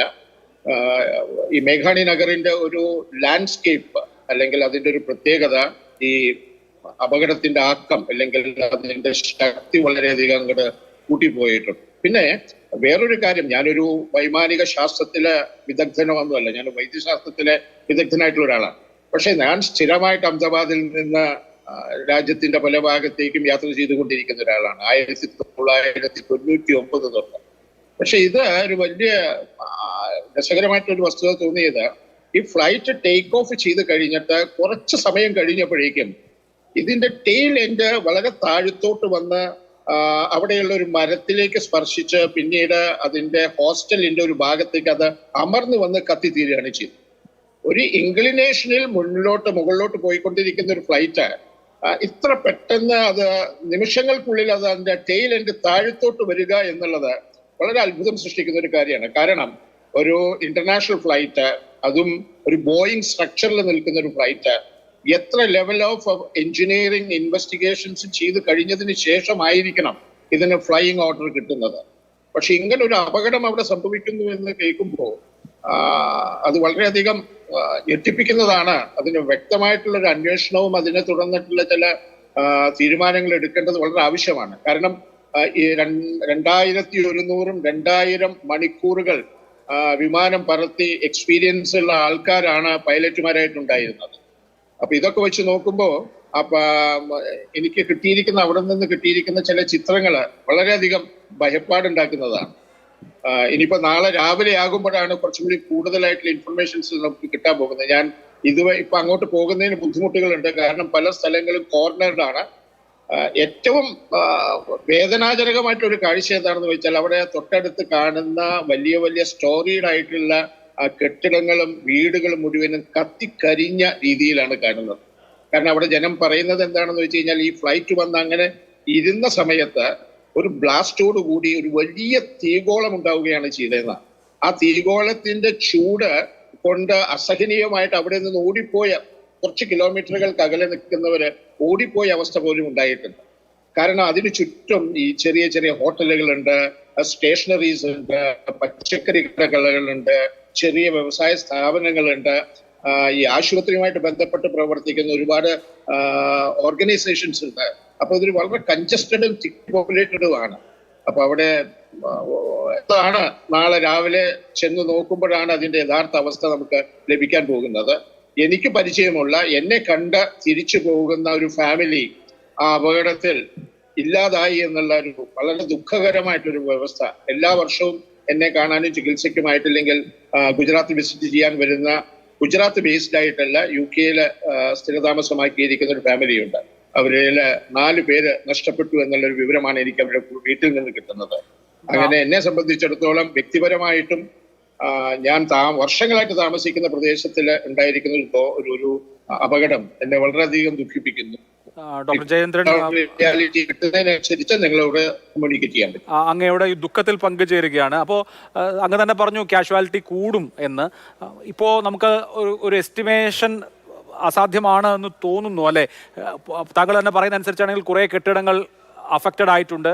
അപ്പോൾ അങ്ങനെയാണെങ്കിൽ ഈ 241 മരണം സ്ഥിരീകരിച്ചിട്ടുണ്ട് ഫ്ലൈറ്റിലുള്ള ആളുകളുടെ. അതിനപ്പുറത്ത് കുറെ കൂടി ഉയർന്ന സംഖ്യയിലേക്ക് മൊത്തം ഈ ദുരന്തം കൊണ്ടുപോകുന്ന മരണസംഖ്യ എന്ന് പറയുന്നത് വളരെ കുറച്ചുകൂടി കൂടുതലായിരിക്കും അല്ലേ? തീർച്ചയായിട്ടും. കാരണം അത് എന്തുകൊണ്ടാണെന്ന് വെച്ച് കഴിഞ്ഞാൽ അവിടെ അഡ്മിറ്റ് ചെയ്തിട്ടുള്ളവരും ട്രീറ്റ്മെന്റ് ചെയ്യുന്നവരും എല്ലാവരുടെയും തമ്മിലുള്ള ഒരു ക്ലാസിഫിക്കേഷൻ എടുത്തു കഴിഞ്ഞാൽ എനിക്ക് തോന്നുന്നു ഇന്ന് അർദ്ധരാത്രിയോട് കൂടിയാണ് കുറച്ചും കൂടി കൂടുതൽ ഇൻഫർമേഷൻസ് നമുക്ക് കിട്ടുക. ഏറ്റവും വലിയ ഭയം എന്താണെന്ന് വെച്ച് കഴിഞ്ഞാൽ വിമാനത്തിന്റെ ഉള്ളിൽ നടന്നിരിക്കുന്ന അപകടത്തിന്റെ അതേ തോതിലോ അതില് കൂടുതലായിട്ടോ കാഷ്വാലിറ്റി ചുറ്റുപാടുകൾ ഉണ്ടാകുമോ എന്നുള്ളൊരു ആശങ്കയുണ്ട്. അങ്ങനെയുള്ള ചില അഭിപ്രായങ്ങളാണ് എനിക്ക് ബന്ധപ്പെട്ടവരുമായിട്ട് ഞാൻ സംസാരിച്ചപ്പോൾ എനിക്ക് ലഭിച്ചുകൊണ്ടിരിക്കുന്നത്. കാരണം സിവിൽ ഹോസ്പിറ്റലിൽ മാത്രമല്ല, അതിന് തൊട്ടടുത്തുള്ള മറ്റുള്ള ആശുപത്രികളിലേക്കും പലവരെയും കൊണ്ടുപോയിട്ടുണ്ട്. അവരുടെയൊക്കെ അവസ്ഥ എന്താണെന്നുള്ളതിനെ കുറിച്ചിട്ടുള്ള ഒരു സ്ഥിരീകരണം വന്നുകൊണ്ടിരിക്കുകയാണ്. ഗവൺമെന്റ് വളരെ എക്സ്റ്റെൻസീവായിട്ട് അതാണ് വളരെ കാര്യക്ഷമമായിട്ട് ഗവൺമെന്റ് ഉടനെ തന്നെ അത് പ്രവർത്തിക്കാൻ പറ്റി. അതുപോലെ തന്നെ സിവിൽ ഹോസ്പിറ്റലിന്റെ ഫെസിലിറ്റീസ് ഇതിന് വളരെയധികം ഗുണം ചെയ്തിട്ടുണ്ട്. ഇപ്പോൾ ഒരു ഡോക്ടർ എന്നുള്ള നിലയിൽ ഒരുപക്ഷെ താങ്കളെയും അത്ഭുതപ്പെടുത്തുന്ന ഒരു കാര്യം, വിശ്വാസ് കുമാർ രമേശ് എന്ന ആൾ, ഈ വിമാനത്തിലെ 11A സീറ്റിലിരുന്ന ആൾ ഈ അപകടത്തിൽ കാര്യമായ പരിക്കുകൾ ഇല്ലാതെ രക്ഷപ്പെട്ടിരിക്കുന്നു എന്നുള്ളതാണ്. വലിയ തോതിൽ പൊള്ളലേറ്റിരുന്നെങ്കിൽ ജീവിതത്തിലേക്ക് മടങ്ങി വരാനൊക്കെ പാടായിരുന്നു. പക്ഷേ അദ്ദേഹത്തിന് ചെറിയ പൊള്ളലേ ഏറ്റിട്ടുള്ളൂ. അതിനെ എങ്ങനെയാണ് കാണുന്നത്? നമുക്ക് എല്ലാവർക്കും വലിയ ആശ്വാസം നൽകുന്ന ഒരു വാർത്തയാണ്. നമ്മള് ഈ മെഡിക്കൽ ഹിസ്റ്ററിയിൽ തന്നെ പറയാറുണ്ട്, അസാധ്യമായി നിൽക്കുന്ന സ്ഥലങ്ങളിൽ ചില അത്ഭുതങ്ങൾ സംഭവിക്കും. പല തിയറികളും പരാജയപ്പെടുന്ന സ്ഥലത്ത് ഈ തിയറികൾക്കൊക്കെ ഉപരിയായിട്ടുള്ള ഒരു നാച്ചുറൽ ഒരു സൂപ്പർ പവർ പ്രവർത്തിക്കുമെന്ന് എനിക്ക് കിട്ടിയ ഇൻഫർമേഷൻ അനുസരിച്ചിട്ട് ആ ഭാഗത്തുള്ള ഇദ്ദേഹത്തിനെ കാണാൻ കഴിഞ്ഞതോ അല്ലെങ്കിൽ കോണ്ടാക്ട് ചെയ്യാൻ പറ്റിയവരോ അല്ലെങ്കിൽ അദ്ദേഹവുമായിട്ട് റിലേറ്റഡ് ആയിട്ടുള്ള ആൾക്കാർ തന്നിരിക്കുന്നത്, ഈ കത്തി അമർന്നതോടുകൂടി ഒരു പൊട്ടിത്തെറി ഉണ്ടായി. ഈ പൊട്ടിത്തെറി ഇങ്ങോട്ട് കേട്ടു അത്ര ഒരു തീ പടരുന്നതായിട്ട് കണ്ടു. പിന്നെ ഉടനെ തന്നെ കാണുന്നത് അങ്ങൊരു ആ ഫ്ലൈറ്റിൽ നിന്ന് അപകടം സംഭവിച്ച പ്ലെയിനിൽ നിന്ന് വളരെ ദൂരത്തേക്ക് തെറിച്ചു പോകുന്നതാണ്. അങ്ങനെ ആ തെറിച്ചു പോയ വ്യക്തികൾ പലരും ഉണ്ട്. അതിൽ പലർക്കും മരണം സംഭവിച്ചു. പക്ഷെ ഇദ്ദേഹം തെറിച്ചു പോയ സ്ഥലം കുറച്ചും കൂടി സേഫ് ആയിരുന്നു. അതുകൊണ്ട് നെഞ്ചിനും തലയ്ക്കും കൈകാലുകൾക്കും പരിക്ക് പറ്റിയെന്നല്ലാതെ വലിയ കാര്യമായിട്ടുള്ള പ്രശ്നങ്ങൾ ഉണ്ടായില്ല. പക്ഷെ ദുഃഖകരമായിട്ടുള്ള അവസ്ഥ, അദ്ദേഹത്തിന്റെ സഹോദരൻ അതില് മരണപ്പെടുകയും ചെയ്തു. പിന്നെ എനിക്ക് വേറൊരു വലിയ ദുഃഖം കൂട്ടി പറയേണ്ടത്, എനിക്ക് വർഷങ്ങളായിട്ട് അറിയാവുന്ന, ഒരുമിച്ച് വളരെയധികം സൗഹൃദമുള്ള, വളരെ കാര്യക്ഷമമായിട്ട് മലയാളികളെയൊക്കെ ഇഷ്ടപ്പെട്ടുകൊണ്ടിരുന്ന മുൻ മുഖ്യമന്ത്രി വിജയഭായ് രൂപാണിയുടെ മരണമാണ്. ഒരു 3-4 മാസം മുമ്പ് ഞാൻ അദ്ദേഹത്തിനെ കണ്ടിരുന്നു. അദ്ദേഹത്തിന് മലയാളികളോടൊക്കെ വലിയ ഇഷ്ടമാണ്. മലയാളം കേരളത്തിനെ കുറിച്ചൊക്കെ വളരെ ആകാംക്ഷയോടുകൂടി പലപ്പോഴും കേരളത്തിലേക്ക് വരാൻ തന്നെ അദ്ദേഹം പല പരിപാടികൾക്ക് വരാൻ ആഗ്രഹിച്ചുകൊണ്ടിരുന്ന ഒരാളാണ്. അദ്ദേഹത്തിന്റെ മരണം ആദ്യം വിശ്വസിക്കാൻ പറ്റിയില്ല. പിന്നീടാണ് അദ്ദേഹത്തിന്റെ ഓഫീസാണ് ആ മരണം സ്ഥിരീകരിച്ചത്. ഗുജറാത്തിനെ സംബന്ധിച്ചിടത്തോളം വിജയഭായ് രൂപാണിയുടെ മരണം ഒരു വലിയ നഷ്ടമാണ്. പക്ഷേ എനിക്ക് തോന്നുന്നു താങ്കൾക്ക് വ്യക്തിപരമായി തന്നെ ബന്ധമുണ്ടായിരുന്ന ആളാണ്, മുൻ മുഖ്യമന്ത്രിയാണ്. വിജയ് രൂപാണിയുടെ മരണം കൂടി ഈ അപകടത്തിൻ്റെ ദുഃഖകരമായ വസ്തുതകളിൽ ഒന്നാണ്. വളരെ നന്ദി ശുചേന്ദ്രൻ, താങ്കൾ അവിടെ നിന്ന് ഇത്രയും കാര്യങ്ങൾ വിശദീകരിച്ചതിന്. വിജയ് രൂപാണിക്കും ബാക്കി 241 പേർക്കും ആദരാഞ്ജലികൾ അർപ്പിക്കുക എന്നുള്ളത് മാത്രമേ നമുക്ക് ചെയ്യാൻ കഴിയുകയുള്ളൂ. ശ്രീ ഗിരീശൻ, ഗുജറാത്ത് കേരള സമാജത്തിൻ്റെ നേതാവാണ് നമ്മോടൊപ്പം ഉണ്ട്. ശ്രീ ഗിരീശൻ, ഗുജറാത്തിനെ സംബന്ധിച്ച് സമീപകാലത്തുണ്ടായിട്ടുള്ള വലിയ ദുരന്തം കൂടിയാണ്. വിമാനത്തിലുള്ള ആളുകൾ മാത്രമല്ല, വിമാനയാത്രികർ മാത്രമല്ല, അഹമ്മദാബാദിൽ വിമാനത്താവളത്തിന് സമീപമുള്ള മെഡിക്കൽ കോളേജിലെ ചെറിയ പ്രായത്തിലുള്ള ഡോക്ടർമാരടക്കം കൊല്ലപ്പെട്ടിരിക്കുന്നു. 6 മരണം സ്ഥിരീകരിച്ചിട്ടുണ്ട്. കൂടുതൽ മരണങ്ങൾ ഉണ്ടായേക്കാം എന്ന വിവരമാണുള്ളത്. എന്താണ് താങ്കൾക്ക് ഷെയർ ചെയ്യാൻ കഴിയുന്ന കാര്യങ്ങൾ? അഹമ്മദാബാദിലെ സിവിൽ ഹോസ്പിറ്റലിന്റെ തൊട്ടടുത്ത് തന്നെയുള്ള എയർപോർട്ടിന്റെ അടുത്ത് തന്നെയാണ് ഈ സംഭവം നടന്നിരിക്കുന്നത്. ഈ ഒരു ഫ്ലൈറ്റ് ക്രാഷ് ഉണ്ടായതിന്റെ തൊട്ടടുത്ത് തന്നെയാണ് മേഘാണി നഗർ, ഒരു റെസിഡൻഷ്യൽ ഏരിയയാണത്. പക്ഷേ ഭാഗ്യവശാൽ ഈ പ്ലെയിൻ ക്രാഷ് ഉണ്ടായിട്ട് പ്ലെയിൻ അവിടെ ആ റെസിഡൻഷ്യൽ ഏരിയയിൽ വീണില്ല എന്നുള്ളത് അപകട സംഖ്യ വളരെയധികം കുറഞ്ഞിട്ടുണ്ട്. ആ ഒരു റെസിഡൻഷ്യൽ ഏരിയയിലായിരുന്നെന്നുണ്ടെങ്കിൽ വളരെയധികം ബുദ്ധിമുട്ടുകൾ ഉണ്ടാകുമായിരുന്നു. പക്ഷേ ഭാഗ്യവശാൽ ഇത് കുറച്ചുകൂടി ഇത് ആ ഒരു റെസിഡൻഷ്യൽ ഏരിയയ്ക്ക് പുറത്ത് ഒരു ഗ്രൗണ്ട് ആണ് അവിടെ ഇന്ന് ആ ഭാഗത്ത്. അവിടെ നേരത്തെ കുറച്ച് ഗവൺമെന്റ് ഓഫീസുകളായിരുന്നു. ആ ഓഫീസുകളെല്ലാം ഉപയോഗശൂന്യമായതുകൊണ്ട് തന്നെ അത് ഗവൺമെന്റ് എല്ലാം അവിടെയെല്ലാം ഇടിച്ചു നിരപ്പാക്കിയിട്ട് അവിടെ അത് അഹമ്മദാബാദ് സിവിൽ ഹോസ്പിറ്റലിന് വേണ്ടിയിട്ട് കൊടുത്തിരിക്കുകയാണ്. അപ്പോൾ അവരവിടെ ഹോസ്റ്റലുകൾ പണിഞ്ഞു തുടങ്ങിയിട്ടേ ഉള്ളൂ. 3-4 ഹോസ്റ്റലുകൾ മാത്രമാണ് അവിടെ പണിഞ്ഞിട്ടുള്ളത്. അവിടെ നമ്മുടെ സിവിൽ ഹോസ്പിറ്റലിലെ റെസിഡൻഷ്യൽ ജൂനിയർ ഡോക്ടർമാരും സ്റ്റുഡൻസും എല്ലാവരും താമസിക്കുന്നുണ്ട്. അപ്പോൾ അവിടെ ആ ഭാഗത്താണ് ഈ പ്ലെയിൻ തകർന്ന് വീണത് കൊണ്ട് കുറച്ച് ജൂനിയർ ഡോക്ടേഴ്സിനും ഇതിൽ അപകടത്തിൽ പരിക്ക് പറ്റിയതായിട്ട് ആണ് അറിയാൻ കഴിഞ്ഞിട്ടുള്ളത്. പക്ഷെ നമ്മളുടെ ഈ ഒരു റെസിഡൻഷ്യൽ ഏരിയയിൽ ഇത് വീണില്ല എന്നുള്ളത് അപകട സംഖ്യ വളരെയധികം കുറഞ്ഞിട്ടുണ്ട്.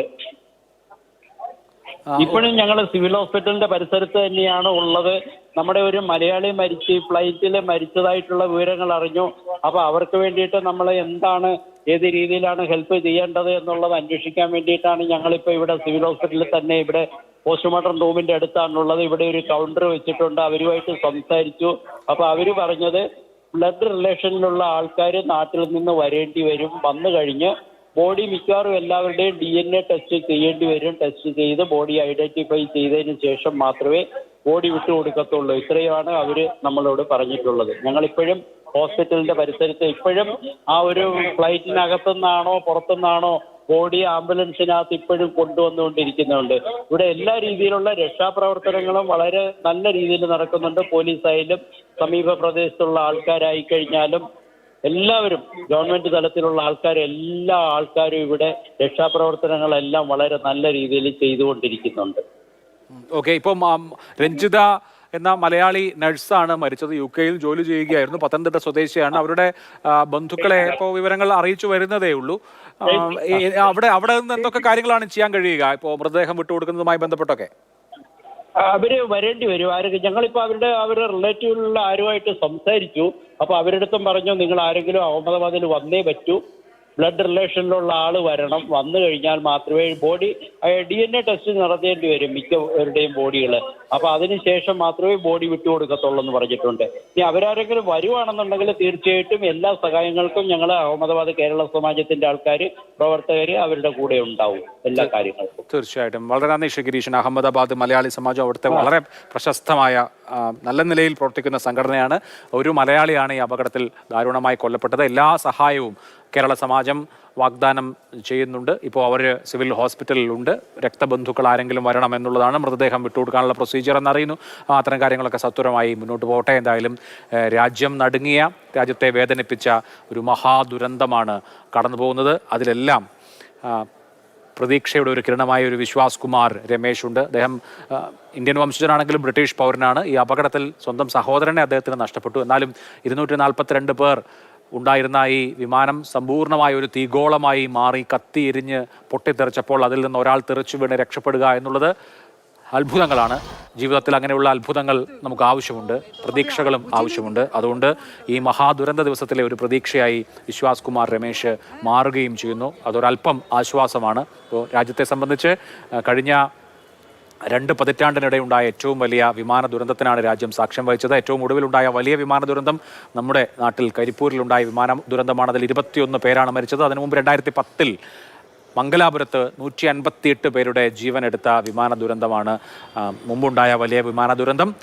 അതിനുശേഷം 2010-നും 2020-നും ശേഷം ഇപ്പോൾ 2025-ലാണ് വലിയൊരു വിമാന ദുരന്തം ഉണ്ടായിട്ടുള്ളത്. അത് അഹമ്മദാബാദിലാണ്. അഹമ്മദാബാദ് വിമാനത്താവളത്തിൽ നിന്ന് പറന്നുയർന്ന എയർ ഇന്ത്യയുടെ വിമാനം ബോയിങ് ഡ്രീം ലൈനർ തകർന്നു വീണ് 241 പേർ മരിച്ചിരിക്കുന്നു. ആ മരിച്ചവരിൽ ഗുജറാത്തിൻ്റെ മുൻ മുഖ്യമന്ത്രി വിജയ് രൂപാണിയുമുണ്ട്.